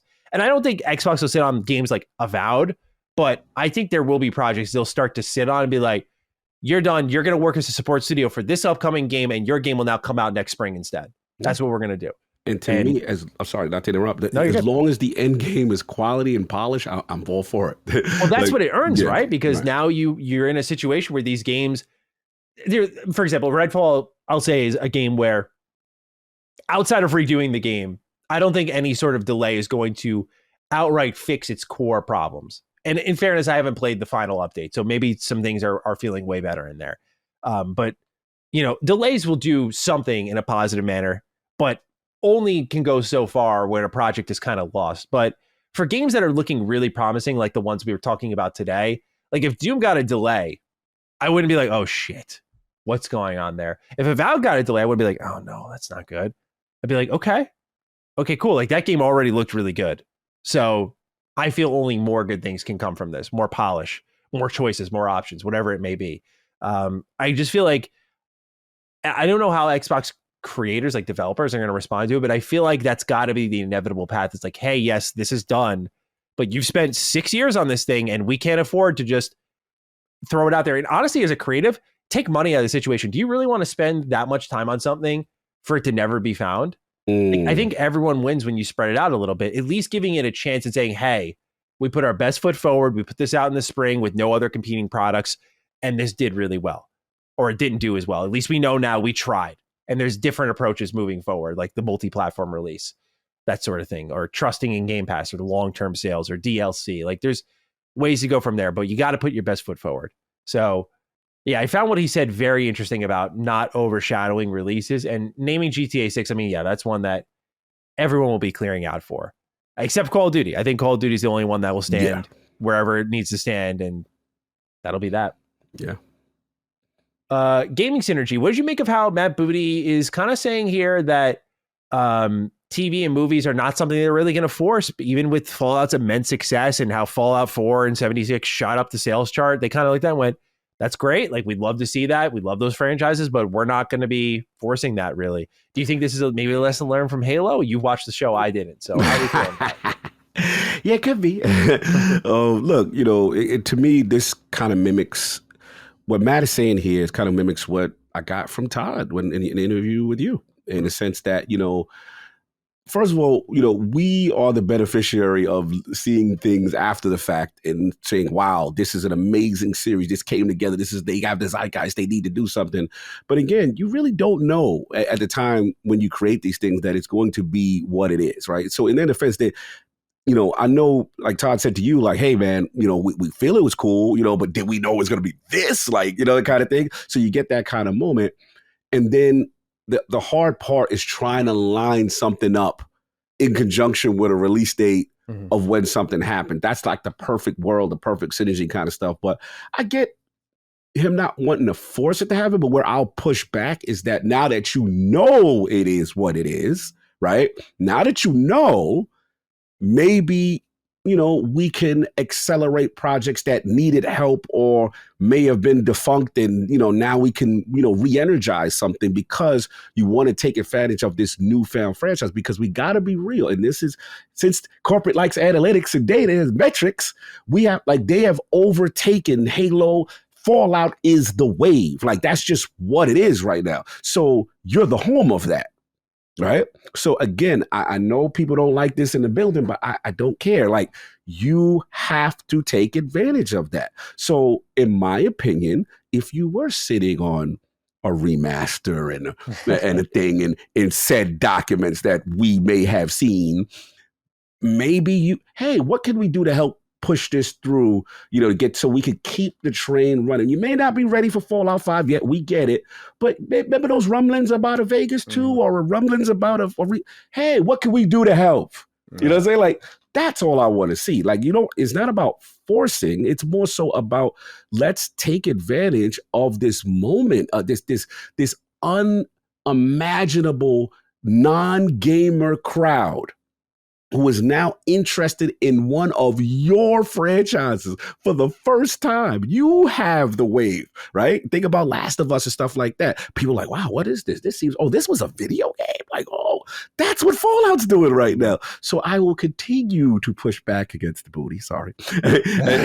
and others who say it's about forcing. Like, we have to take advantage of these moments. And listen, all honesty, I think they know this. I think they're seeing the right things to seem like they're not cracking the whip on studio. Because no developer likes to feel like, all right, 30 lasters, get in there. And you know what I'm saying? No, they don't want to make it feel like the Call of Duty sweat mines, right? You don't want the salt mines. I get it, right? You don't want to give those optics. But we do need to have those discussions. And I think they are happening. I think there's a little corporate speak. That's my guess. Yeah, I agree. I think there's no denying at this point that if you do a really good job with your TV show, your game always benefits. We've just seen it so many times. And also in the adverse way, I'm sorry, Xbox is kind of the standing example of that. Like, Halo did not become more popular through the show. I mean, I think if anything, we learned there how it can kind of solidify some of the negative zeitgeist. Is like, man, nothing's going right for us right now. Like, man, we got Infinite, no support, and we get this show. And you got like Hummers in the background. Come on, guys. Like, right? Like so I can understand some of the reservation there, but to not lean into it, right? That's a little bit more of a question mark to me. But not forcing it, I can kind of respect that. Like, here's one that's sticking out in my head is one that I can't begin to imagine. Grounded.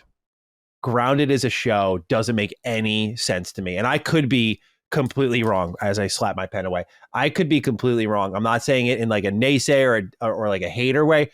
I just don't get it.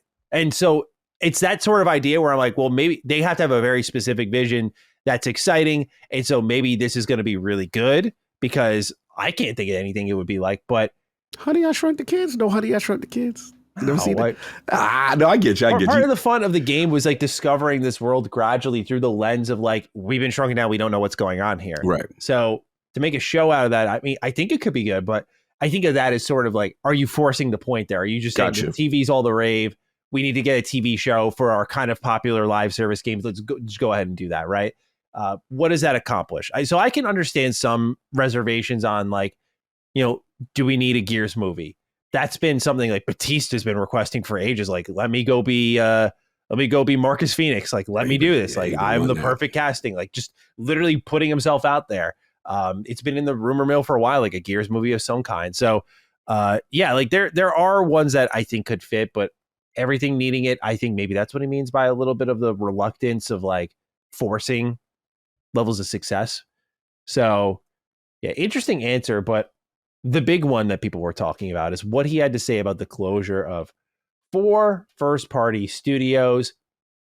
He indicates here that maybe studios like Tango, maybe studios like Arcane Austin were not set up for success in the future, and it's not always defined by their success in the past, which, based on releases that have come out very recently, it seems like that's more of a pointed statement about, you'd think, Tango Gameworks, but I guess it could also apply to Arcane Austin with Prey being out in 2017. Who knows? But nonetheless, Cog, what do you feel about how he's also saying like, hey, teams could have gone independent?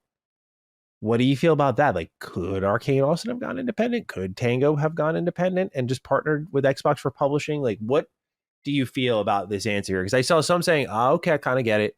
And some saying like, this is another non-answer and it's really annoying. So where do you fall on this?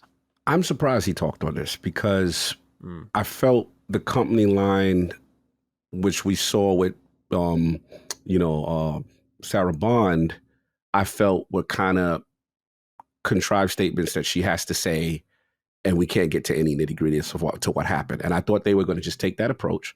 And then the most we got prior was like Phil saying sustainable business, right? So I'm like, okay, cool. But Matt, to me, gave a lot of context, literally saying it without saying it. And how I looked at it was, again, Tango's a sore subject for me, right? The history. I've had Ghostwire Tokyo Game Pass pick of the week. I had it playing from, I finished that game when I was hospitalized on a Rock Island, man. I really enjoyed it, and I can't go on about a Hi-Fi Rush. We'll be here all day, right? With Jaja Hannes and stuff like that. So Sure. Hearing what is said. So the first thing I got from it is that he talked about the human element and trying to give people a path to, getting, the whole process of leaving a company and getting situated and benefits and all that, severances and all. Fine.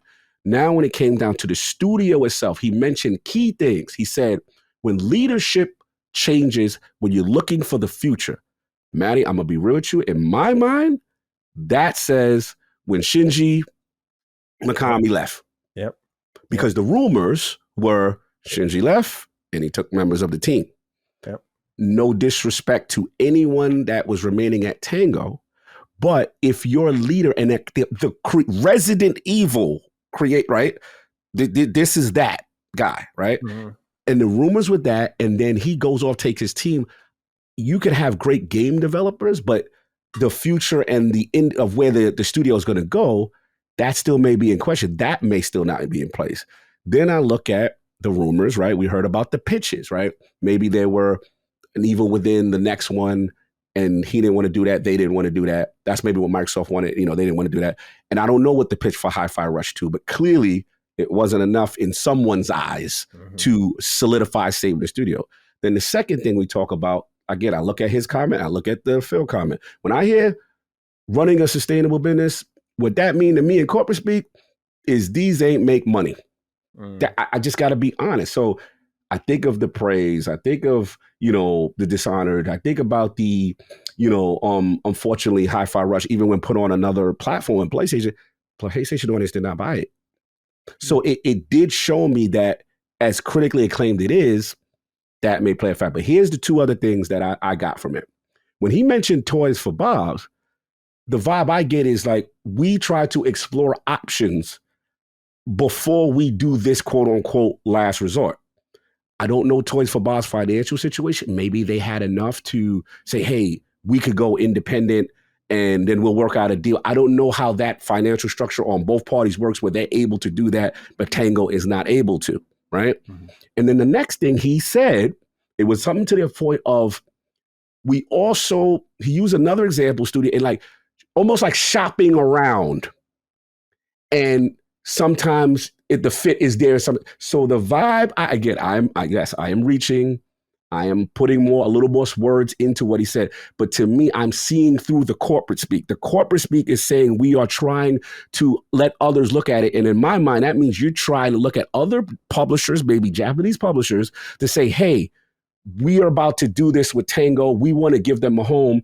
And other people saying, I'm good based on the metrics. I'm good. I'm sorry. Mm-hmm. So to get to this, the vibe I got, which I was surprised he mentioned, is that it seemed like all options were exhausted. Now, I get it. Some people don't want to buy that. Tango's gone. These studios, I get that. I'm not here to defend that.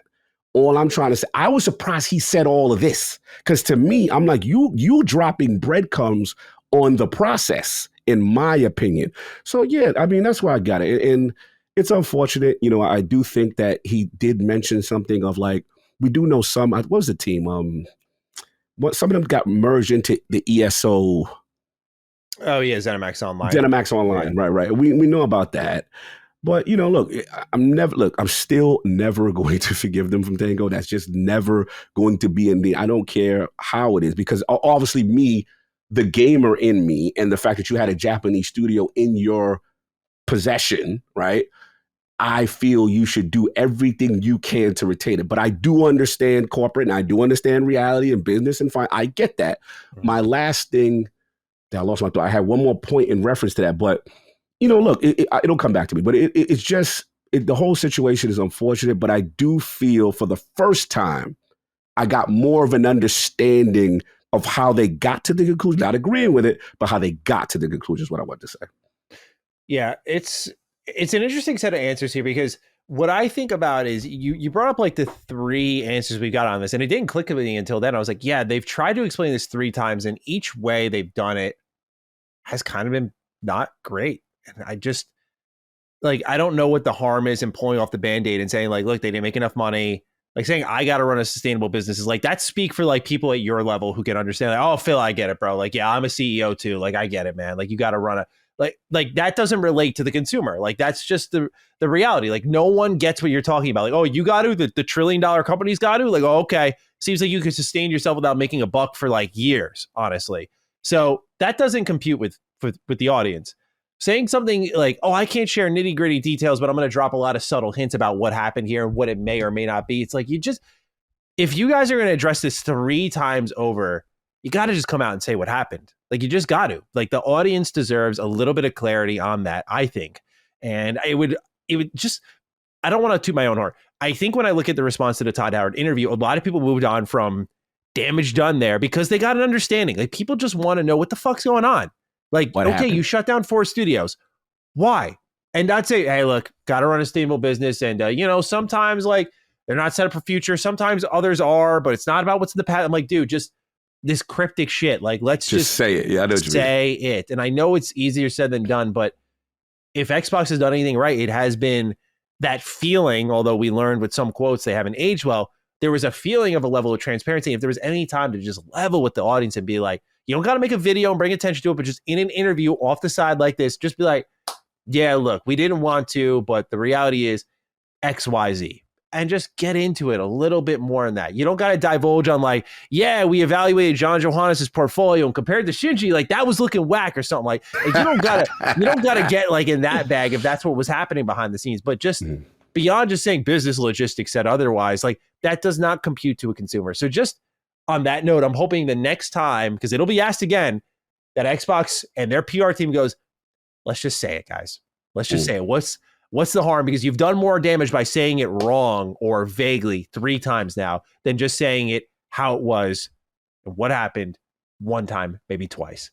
Yeah, it's clear that they are avoiding the nitty gritty one, because he even said, I don't want to get into the nitty gritty details. Yeah. It's even in there. So I agree with you. It's clearly them still dancing around that, whether it be legal or I don't know what it is, but I agree. It feels like you get a little layer here, a little layer there, but there's no direct full transparency. This is what happened. Boom. Because of course the consumer would love that. We would all love that. We all want to know what happened to this beloved studio and they're not there. But yeah, good point. Good point. It's more like we've already heard the rigmarole before. Like, oh, this decision does not come lightly.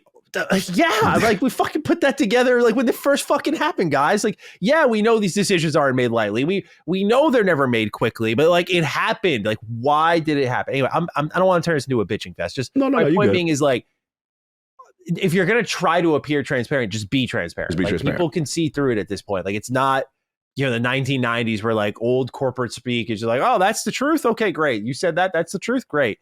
And that's it. Sorry, what were you going to say? No, that's pretty much it. And I remember the thought that I missed, which was, again, I'm doing breadcrumb duty right now. You got to get all the corporate speak, put it all together, get the gumbo and say, okay, this is what I think they say.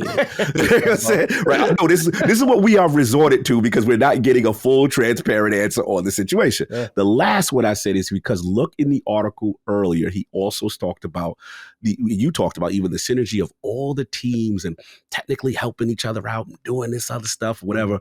There's a part of me that always feels Tango's situation. The reality of it is the language in terms, and also the isolation, not just the language, but the isolated nature of the studio as when they're on an island, so to speak, literally, right? And then you throw in Coalition helps with that one. Obsidian helps with that one. So if you're maybe Ninja Theory, the Vantage, you guys mocap and that engine that you're using, the way you could help others during the time when there's no game creation and no Hellblade going on. There's a part of me, because they keep emphasizing the benefit and the flexibility of their studios, is they can Tango really can't do that. Yeah, they all speak for the most part Japanese, right? And that to me also plays into a factor. And again, it just sucks if we could just get the raw on everything. But they are trying to leave breadcrumbs, and I do think that you're 100% right. They need to just rip it off and just say it and just get it over and be done, and we can move on. But that I just wanted to mention that part. I do think that's enough, because they keep bloviating about how great the team collaborations and synergies and we're in this great cadence of working with all of the studios together. It's so awesome. That guy has been part of a black sheep as to why I think he can't contribute, and they value that's I was going to say it's not the number one factor, but also a factor as to why maybe we got this horrible outcome with all of this. That money, profitability, no one wanted it. We tried to sell it. They didn't have enough money to go independent like Toys for Bob. That's how I got to put it together. Unless you correct me, Fat Foodie, correct me if I'm wrong. That's how based on breadcrumbs, is what I'm getting from all of this. I'm trying to find out. Yeah, Shinji Mikami left Tango a month after Hi-Fi Rush, and he must have taken a lot of people with him because, by all intents and purposes, I know a game director isn't studio director, so to say, but you had John Johannes, who directed not only The Evil Within 2, but Hi-Fi Rush which was the most celebrated title to come out of that team, as I know that's been a point made a million times before. And if we're really honest, like, I love The Evil Within 1. I love it more than The Evil Within 2 by a country mile. But if we're really honest with ourselves, the games that Shinji was not directing were the ones that were being more well received. And so that's what doesn't really line up with me and Booty's statement is like, yeah, well, with this leadership, like, were they poised for the future? I'm like, even if I didn't like The Evil Within 2 as much as the first one, I mean, you look at that and then Ghostwire and then what you get from Hi-Fi Rush. I'm like, yeah, it seemed that way at least. Like, it seemed like they had a pretty good trajectory upwards and that they really were peaking with Hi-Fi Rush and that there was that excitement for what's next from them. But the money, as you're saying, the money. I'm looking at Evil Within on 1 million copies altogether. Yeah, that's bad. That's bad, bro. And then Ghostwire, I know flopped. Oh, yeah. Ghostwire flopped hard. So again, like I get it. It just sucks because, like, man, these games are so good. And there's a part of me, I know it doesn't make business sense, but it's like there's a part of me that you can't allow that asset to go. We know $1 trillion companies make money by not making bad decisions and bad. I get it, but like this is a core part. Especially you're trying to break through in Japan. So I'm like, man, it couldn't be saved on any level. Like, I get it. I'm still sore about it, but it is what it is. What do you think about how he said, because it seems like they exhausted all options. Like, why? I'm more so asking you because I can't find an answer for it. Like, why couldn't any of these teams go independent? Like, I understand something like a Roundhouse is more of a support team. Alpha Dog is more of a mobile team. Maybe that's a little bit tougher of a swing for them with the IP that they were attached to. Like, oh, we need Mighty Doom though, and you're going to shut us down. Then what are we going to do?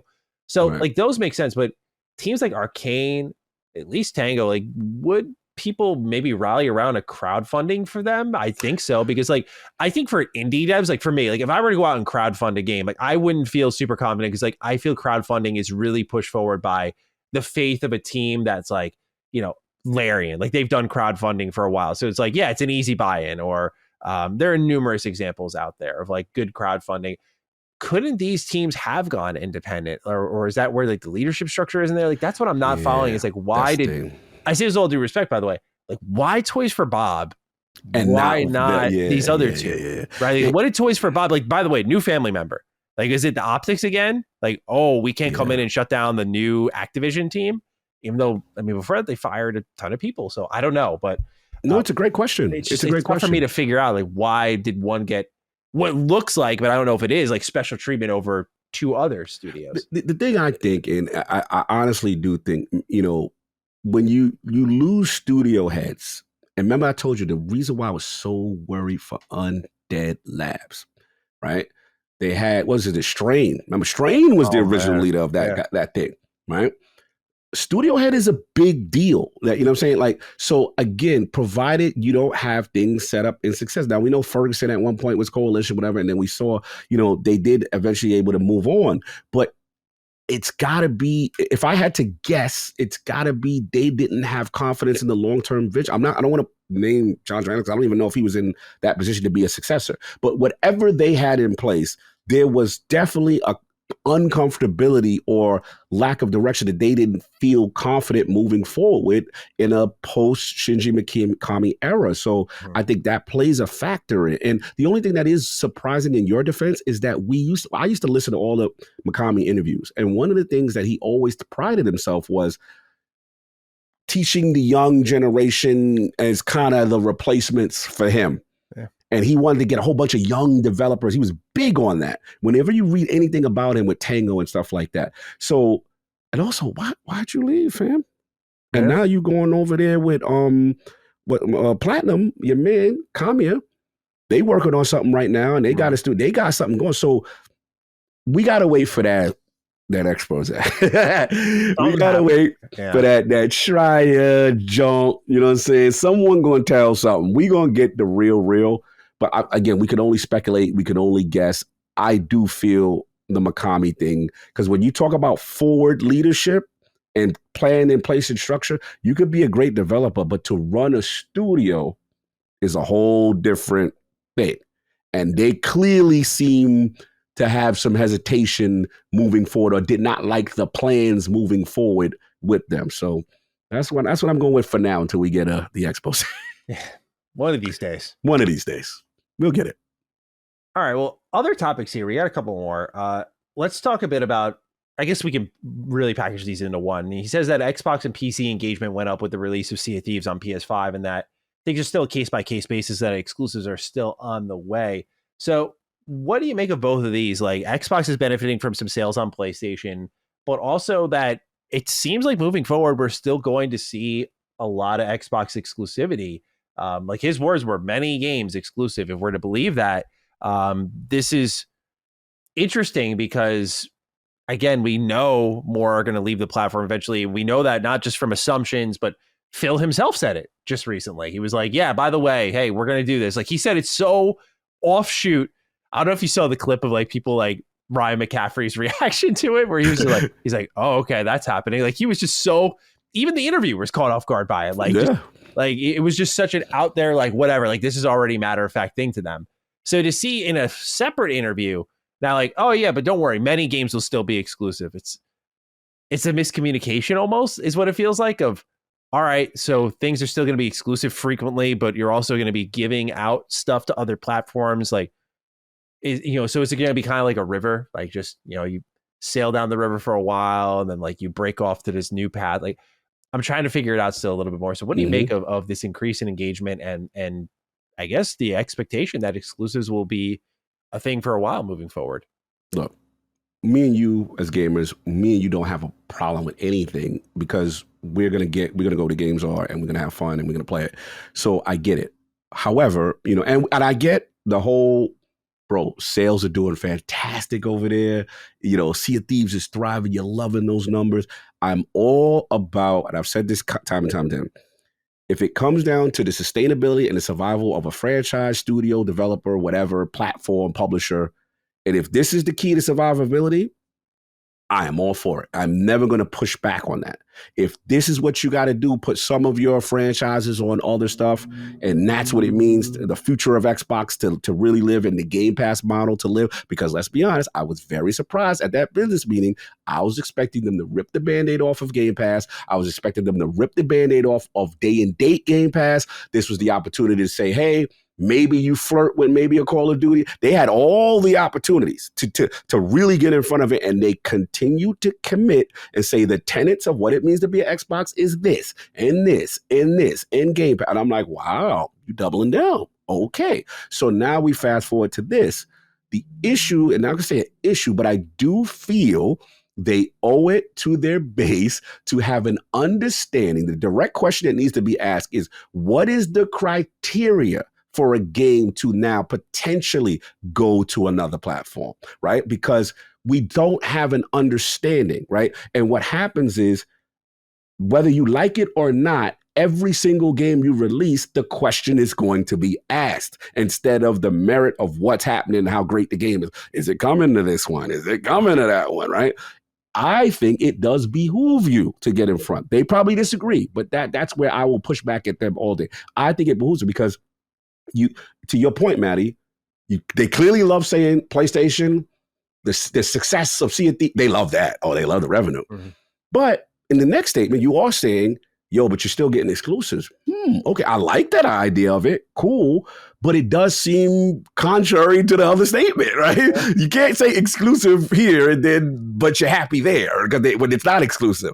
So again, just if we get a little more clarity here, please, guys, say you know what? At this point, we really see live service as something that we want to live everywhere. These games shouldn't be locked down. Just make the damn statement. Or just say, maybe at this time, single player games, that may be case by case or whatever, but multiplayer, live service, because that's what I'm guessing right now, based on the data, based on the metrics. I don't think Pentiment and Hi-Fi did anything. I think we know it didn't do anything, but we know Sea of Thieves and we know Grounded, moved up the chart. Sea of Thieves was number one on their store. So that to me said on PlayStation Store, that told me everything about the narrative that Xbox has no games, the narrative that the game's not good. That when there's the number one on a competing storefront, you are doing something well, and they will continue to flirt. Me and you both said it. We ain't stupid. We know it ain't just for you. Gonna do more after that. You was in the club.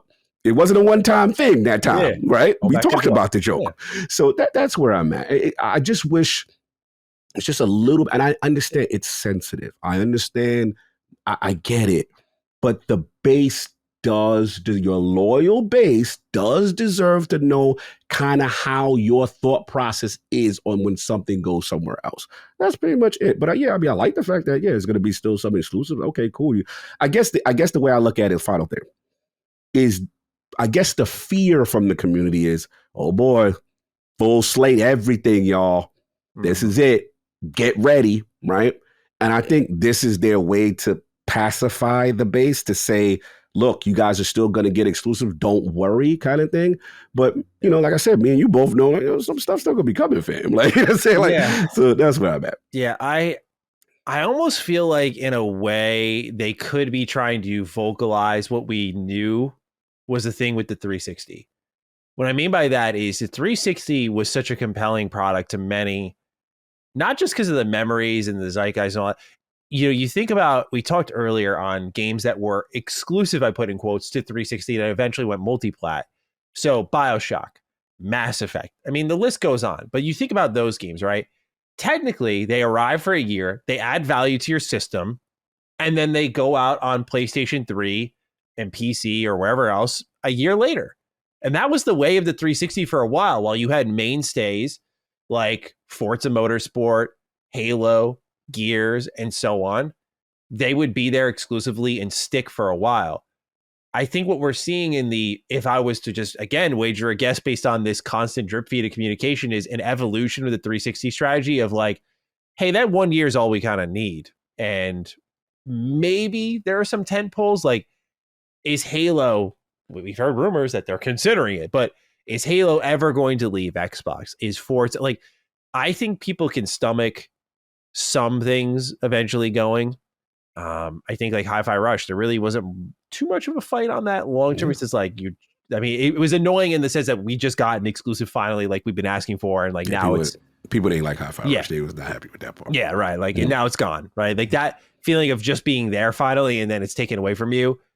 That's a little bit different, maybe, but maybe it wasn't my best example I could have offered. But point being is that there will be these exclusives that people have less attachment to, but you got ones that have like generational attachment, and like that's going to be the hardest one to pry loose. Like I think people can stomach Halo Collection going to PlayStation, maybe, but Halo's next entry going multi-platform, like that's the fine line they're walking now. But it is similar to kind of what was happening on the 360, where a lot of exclusives, I put in quote, were making their way over to PlayStation in mass, but they did have their tentpole exclusives that didn't move at all.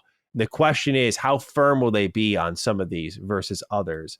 And that's where the case by case thing, like they got to find new terms. And I say that because they did that starting with Bethesda. It's a case by case basis. It's like, okay, you've left me with my assumptions. That's the worst answer you can give me, because now I assume in that case, you mean games like Doom, which had a multi-platform history, are going to be multi-platform moving forward. And it seems that's the case, but that was an assumption. You could have just said that, because he's like, yeah, games with legacy. What does that mean? Like that. What does that mean? There's a lot of what does that mean in some of these answers. And so like, what is a case by case basis? What's the criteria? What's the evaluation process? Like these questions need to be answered. So please start doing so, guys and gals. I would love it. Same. Like the Xbox fan base, I think, is ready to hear the good answers. They just stop messing around and being scared. Yeah, it's funny. Yeah, definitely interesting strategy. Anyway, that's our only item of the news we get now into the Game Pass pick of the week where you have the selection, sir. Yeah, man. So during my goblin gremlin mode of playing Destiny all day, and I was talking to Brad actually about it. I was like, he's like, "No, bro, don't worry about it. We're doing something." So I was like, "Bro, I feel horrible. Like I'm literally just playing one game. I'm embarrassed." So then I was like, "You know what, man? Cog, get some air. Get some air. Try something else, just as a palate cleanse." Because I felt bad. So I was like, "You know what? I had my eye on Still Wakes the Deep, and literally, I had downloaded it." And then a friend of mine was like, "Cog, start making some real grandiose statements. The best voice acting in gaming." Wow. Calm down, bro. Stop that. We ain't doing that. Like this game, you telling me this game that I never heard one word in the trailer that was on don't get me wrong, it's cool little aesthetic of the oil rig or whatever. Yeah. You telling me, all right, so I fire this thing up. Now here's the thing. First thing, don't make the mistake I made. There is a performance mode. I just found it. It is tucked. It's tucked in it. You got to go do a little thing in the gameplay. It's a couple of sub menus down, but it's there. So I was playing it not in performance mode at first. I was like, my issue at the time was just like the control feel a little light. Let's get the bad out. The control feels a little light. The running felt molasses, and it felt like I was really running from anything. I was just like, ooh, I don't like this run. It feels like I'm running slow, right? So I'm just like, all right, whatever. So you start off the game, oil rig, 1970s, I believe, and I believe it off the coast of Scotland. And basically, the cool thing about the game is it's all in like Scottish voice actors, right? But this like I've never played a game with all these type of actors are all like native. But this is like conversational Scottish. Like when you put the subtitles on, the game is telling you something that they didn't actually say. They said it's something different, but they tell you what it really means on some level. So it's like, think construction worker vibe, and you're learning, okay, this is what you do on an oil rig. They give you little mechanics of move this, do that. And you just get in the basic story. You're learning about this crew on the ship. So I'm like, all right, I didn't expect this start from this game. Like I was like, all right, this is interesting. And it's a little dreary. It's a little cool. And obviously things eventually go left. Yeah. And the thing about it is like, it is done in a very cool way. So think, it's an old Xbox game. I should have mentioned it's an old OG Xbox. There's an old Xbox game called The Thing, based on the movie. And it's kind of like remastered, yeah. Yeah, it's kind of like a crew of people out in the Arctic or whatever. Some terror affects every single person. You like everybody's going down kind of energy. So you got a little bit of that, but you also got a little bit of alien isolation. So the thing that surprised me is, the game is up to something because when nothing's bad happening and you walk up past a locker and it says press X to hide. Why are you telling me press X to hide now? Well, okay, this clearly going to be mechanic that you're going to tell me about later because you're giving me this option right now. So the cool thing about it is the oil rig, Maddie, I ain't going front. This is the perfect setting to do you're out in sea. You cannot get away from whatever, right? As soon as it goes left, everybody's trying to get to the helipad at the top. It goes crazy. And it's also psychological. It's a game where you can pick things up, you can throw them to distract, you can hide. This is not, I'm going to grab the gun and I'm doing some it's Dead Space that way. I mean, in the sense of, you know what I'm saying? Like, you're not that. It's you are, and the cool thing is he's talking all the time. What the, like, but in that, you know what I'm saying? In the lingo, and it's really well done. Like the voice actor, I have to admit, superb. Like, and they got the funniest names. The name of the studio is Chinese Room. Do you think that is a Scottish and UK studio? Like, I thought it was some, I'm not gonna say a Tencent game, but I thought it was, you named yourself Chinese Room. I didn't expect you not to be. So they're like based off of UK, and I'm like, wow, this is super cool. But yeah, bro, it is really, really good. There's platforming. I like the way, like, you can run, like, scaffolds breaking, you're running, you're jumping outside. And I will say the tension from going inside the sections inside the oil rig to outside the oil rig is super dope. Because sometimes you go outside, you're like, okay, I'm outside. It's a little bit safer. No, things are falling apart. Things are chasing you. I don't want to spoil too much, but it adds tension in a very cool way. And it's also psychological. So yes, I'm like halfway through it and get it done this week. I know I had to just take a little Destiny breather, get up from about it's in Game Pass. I have to say, I was wrong. If it continues this way with this damn voice acting, oh man, it is the voice acting is so good. There's times I had to pause and laugh out. Like this is really good stuff. Yeah, and apparently these guys are like high end in the Scottish community. Like they picked like high end actors. Like, bro, you know when the acting is so good that is just so naturally conversational that you also know the writing is good for what they told them to deliver. Because there's a scene, I just give you one little spoiler. There's a scene, the way the beginning of the game starts, normally, you're about to get fired. You're terrible at your job. And the boss calls you, Maddie, shoulder to the top. I need on the loudspeaker for the whole oil rig. I need you get to my office now. And I clipped it on Twitter where he's berating you, and your guy is such a jerk.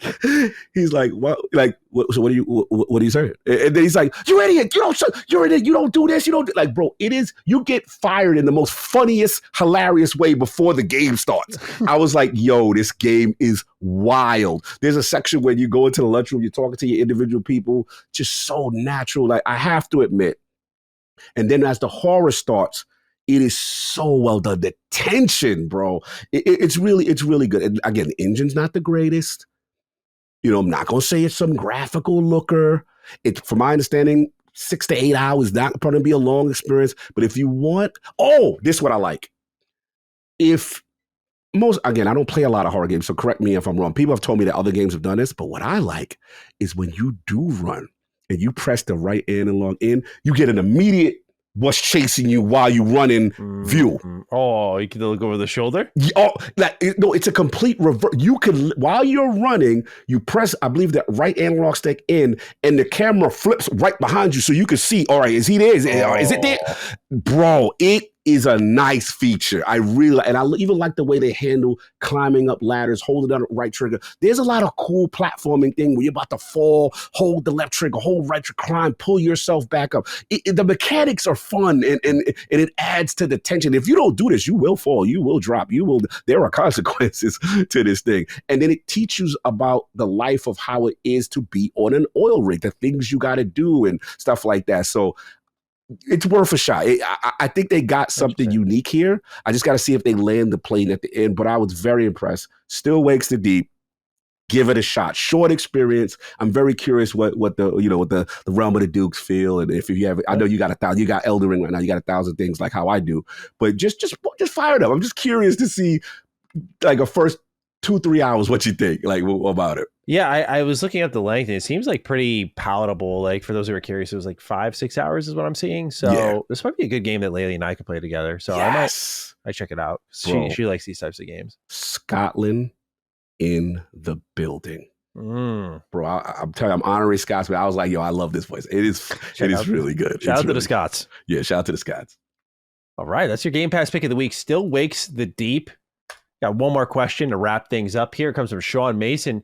He says, greetings, Dukes. I really enjoyed the conversation on last week's episode about your beloved franchises. Maddie's admiration for the Trails series, which is close to my heart, was particularly touching.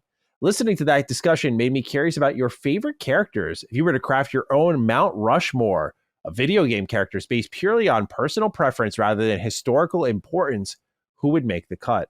One character per franchise, of course. Best, Sean M. So a little fun thought exercise to wrap things up on. You're building that statue. You got 4 faces there.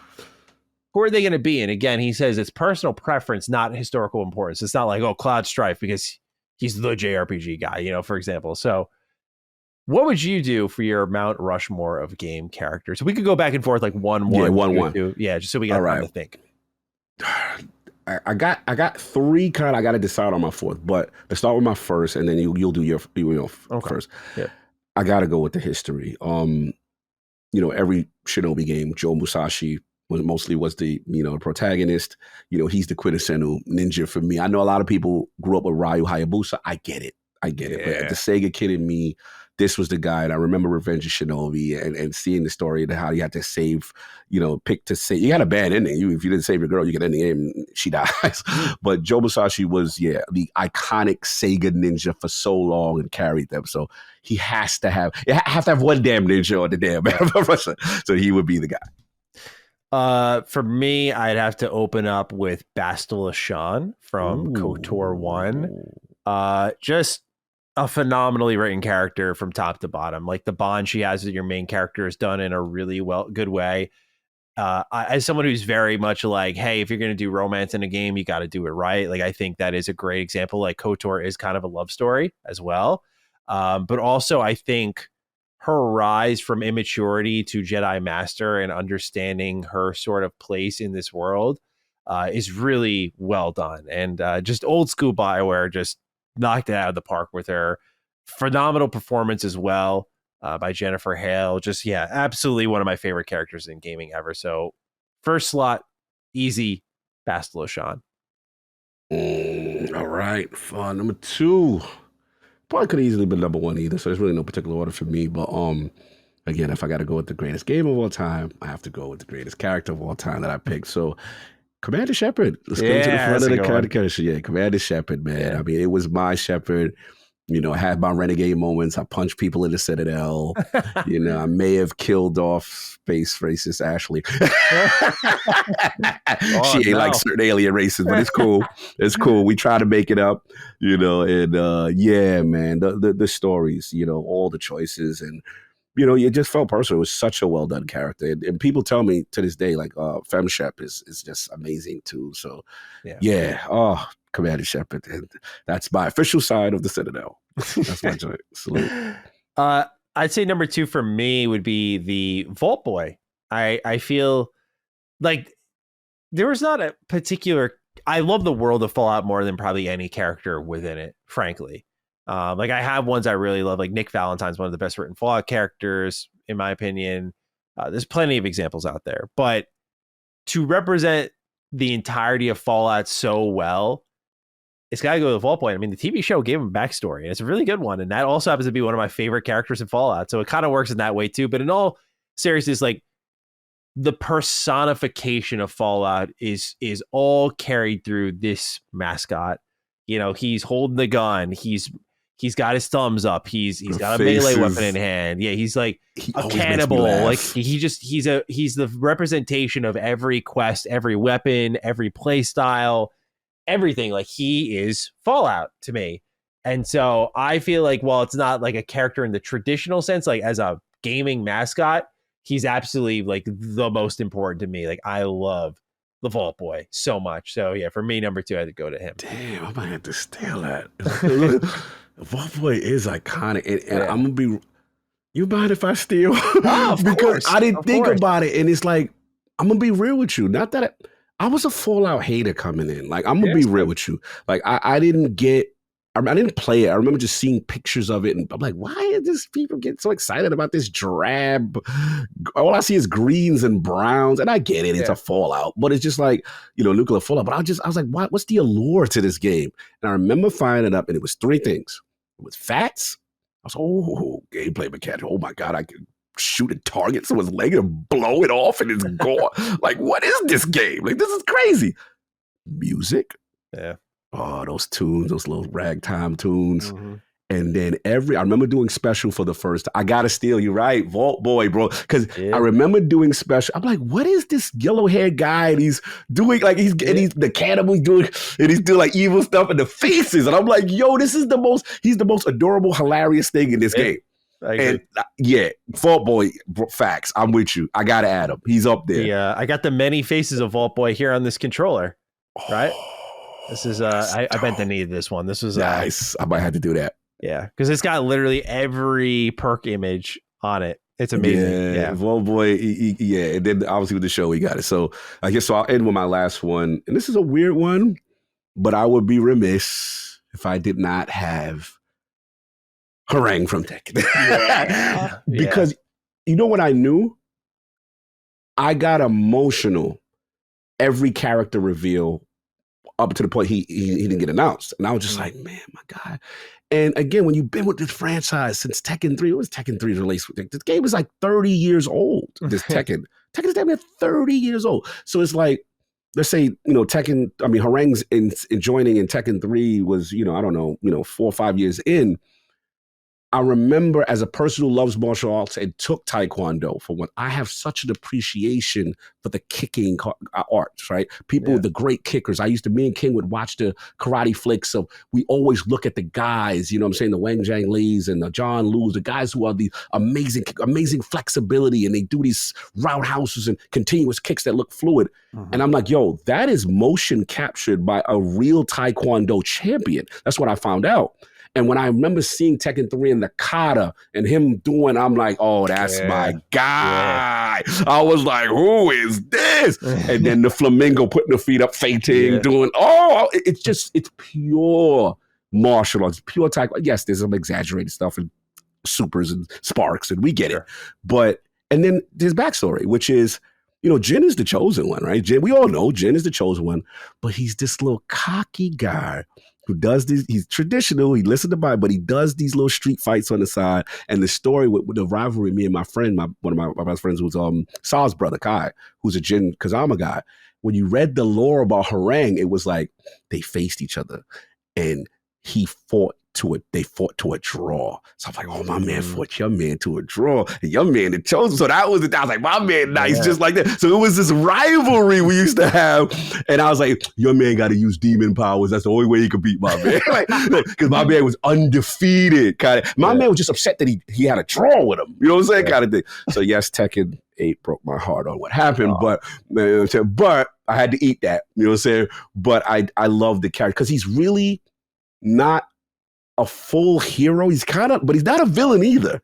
You know what I'm saying? And he does have a respect for Jin and doing the right thing ultimately. That's what I learned about, especially in Tekken 4, where they finally get to fight, and then the military comes to get them, and he saves Jin, and he's like, no, bro, I want you at your best. So it's this quintessential rivalry that I love about him, and he's so cool. And then when I saw the new look with the joint, and he looked all serious, bro. The maturity and he looks like a ill character. I love his redesign. So salute to Harang.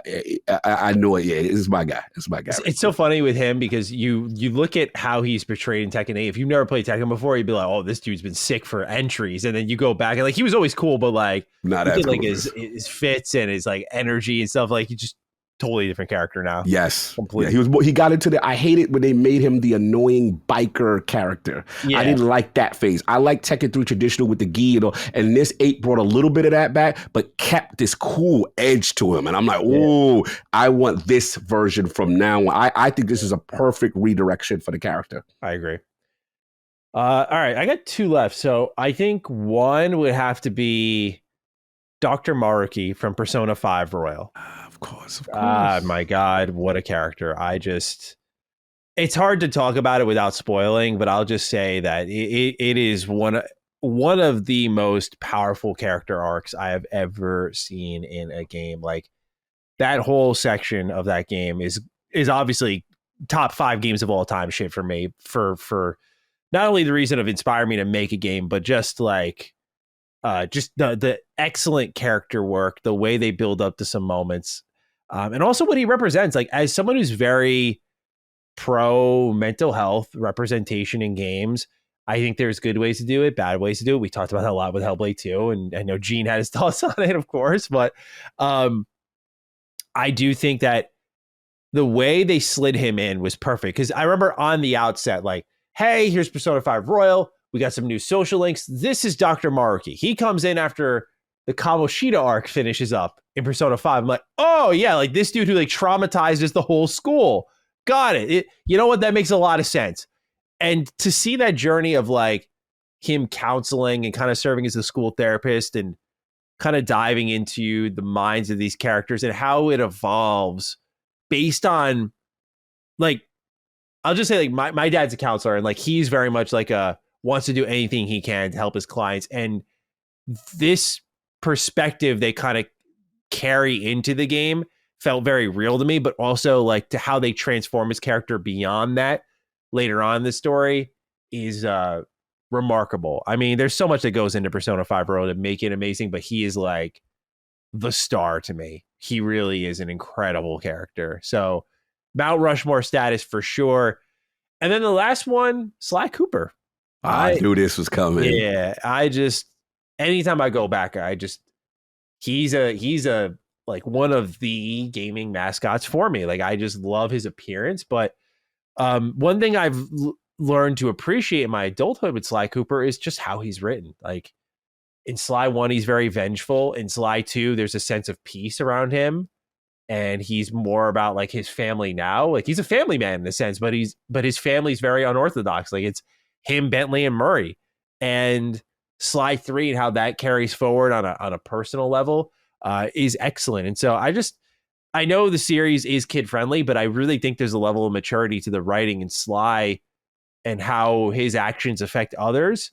Like particularly the end of Sly 2, it's incredible. And so yeah, for me, this is like the best thieving game around. Like I love just going around, picking up things, stealing them, taking them back to the hideout, getting the kleptomaniac on. We all know how I roll with that stuff. So yeah, Sly just scratches a lot of itches on gameplay, but when it comes to his character work, like, I think it's phenomenal. I really think it's overlooked. Like there's a sense of style and flair similar to like Persona, like that helps intrigue you with the storytelling, but damn it, man, like the writing is so good for his character. I love it. So yeah, Sly would be my fourth entry on the Maddie Mount Rushmore. Just salute. Love these characters. I wanted to steal Commander Shepard, but I need more slots for that because it's been a while since I've done a full trilogy run through. I'm like, do I still have that like top 4 level for him? You know, it's hard to say, but incredible picks all around. Yeah, I do want to just make a slight edit and an honorable mention. So the edit, I'm going to give you Fall Out Boy because listen, I love him always, but I want to try to differentiate, have a different list just for the sake of this thing. So I want to add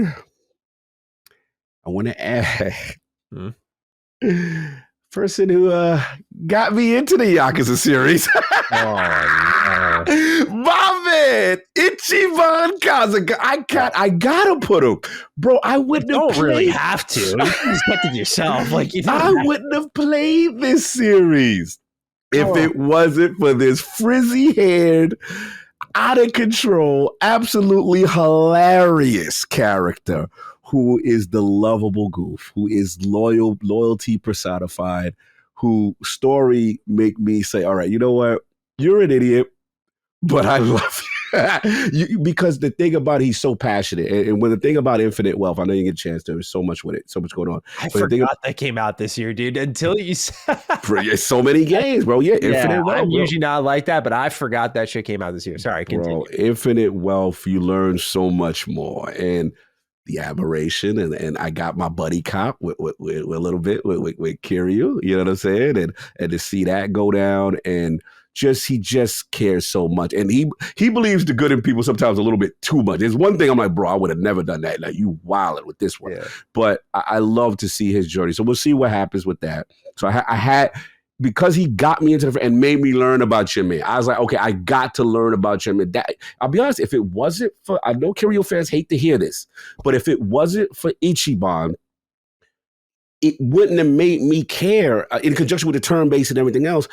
Now I care about all these characters through him, and then the reverence he has, and I'm like, okay, I get it, and now I get to learn about your man and how cool and dope he is too. You know what I'm saying? So salute to that. But yeah, that's it. And last honorable mention. So he will be in the 4, and then the honorable mention I have to throw it. I said earlier as far as maps and all that, I got to throw Jin Sakai as an honorable mention only because from Ghost of Tsushima.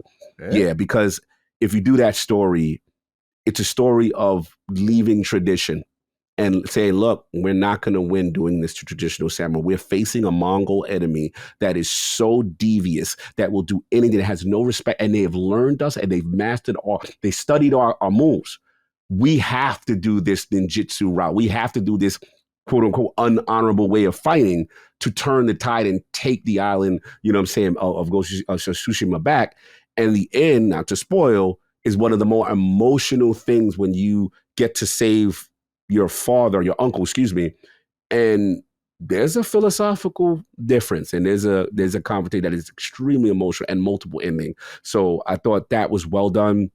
Dying to see where they go with a sequel, but I want to give honorable mention to Jin Sakai. You know what I'm saying? He's a well done character in me, and I only play that with the subtitles. I need that pure.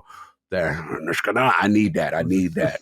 Like I'm listening in from the language, from the culture. That's why I love games. Like we had that conversation. I love games of different culture. It's so dope to get that. Like I don't know, people got to open their eyes sometimes. Man, I love that stuff. I think a last honorable mention for me would be X. I guess there's two renditions of Mega Man I love a lot, but I surprised I didn't get no Mega Man. Well, it's more like, so X's stories are either okay, there's one that's really good, or really bad. But the character and like, okay, so X Command Mission is like the best X story in my opinion. It's a turn-based RPG, Final Fantasy X, but Mega Man, if anyone wants a sales pitch, and it's fucking amazing. I've never beat it though, but what I've played is so good. And like, that's the best rendition of X, like voice acting wise, the seriousness, like peak Mega Man. And maybe people were wondering why I didn't beat it. It's because I never owned the game growing up. I always borrowed it from a friend. So didn't have the money. Now I got it on my shelf and I still haven't beat it. So we're going to figure that one out. I don't have a good excuse anymore. No. But then there's Battle Network, which is megaman.exe, which is like, he's a program now. That's more kid friendly, but like that was my childhood, dude. That was my Pokemon, as I've said many times. Like that meant everything to me.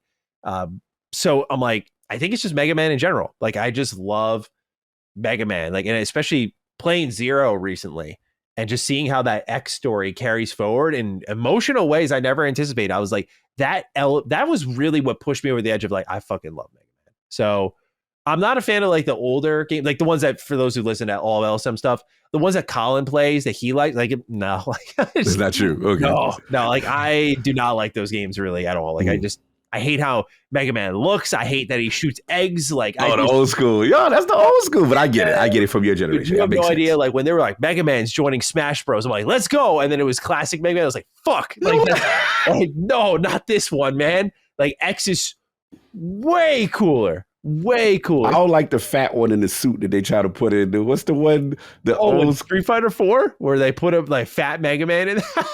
Forgot about that. Don't do that. And I think they try to play with that. That was wild disrespectful to Mega Man. Wild disrespectful. Yeah, unbelievable. So I'm just gonna throw Mega Man in as the honorable mention. We get the fifth head up there. I'm gonna make some space for him because he's just meant so much to me growing up for sure. That's iconic for you for sure. Absolutely. So with that, Cog, that is the end of the show. All we need is a hashtag and then we're on out of here. So what are we thinking?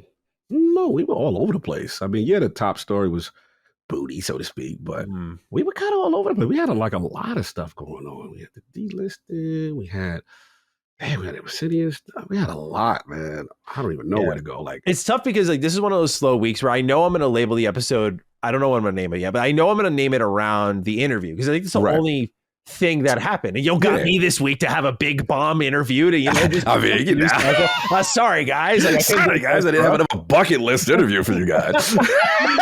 I kid, but yeah, I'm like, okay, usually the title fuels the hashtag, but I'm like, I don't know what we're gonna.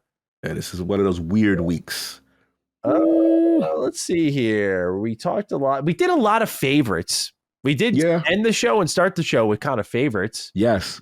Good audience picks on maps and favorite this and let's go. What DD favorite? I don't think we ever did that. Yeah. Or like top DD. Yeah. Top DD is good too.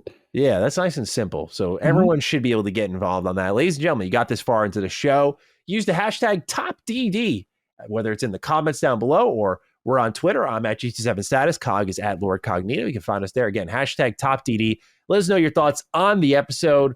With that, we appreciate you listening. We'll be back again next Thursday on Patreon, next Sunday on YouTube and free feeds to talk to you about the world of Xbox in episode 182 of Defining Duke and Xbox Podcast. Until then, take wonderful care of yourselves. And when we catch you next time, peace out. Defining Duke, an Xbox Podcast, is a product and trademark of Last Stand Media and Collins Last Stand LLC, and is recorded from the United States of America. The show is conceived by Matthew Mr. Matty Plays Schroeder and me, Colin Moriarty, and is written and produced by Matthew Schroeder. Maddie's co-host is Barry Lord Cognito Eversley. Defining Dukes executive producer is Dustin Furman, and the show is edited by associate producer Ben Smith. All of Last Stand's theme music is by Ramon Narvaez. As you know, all of Last Stand Media's shows, including Defining Duke, are fan-funded on Patreon at patreon.com/laststandmedia. The following names are at the producer support level on Patreon, and we're thankful for your kindness and generosity.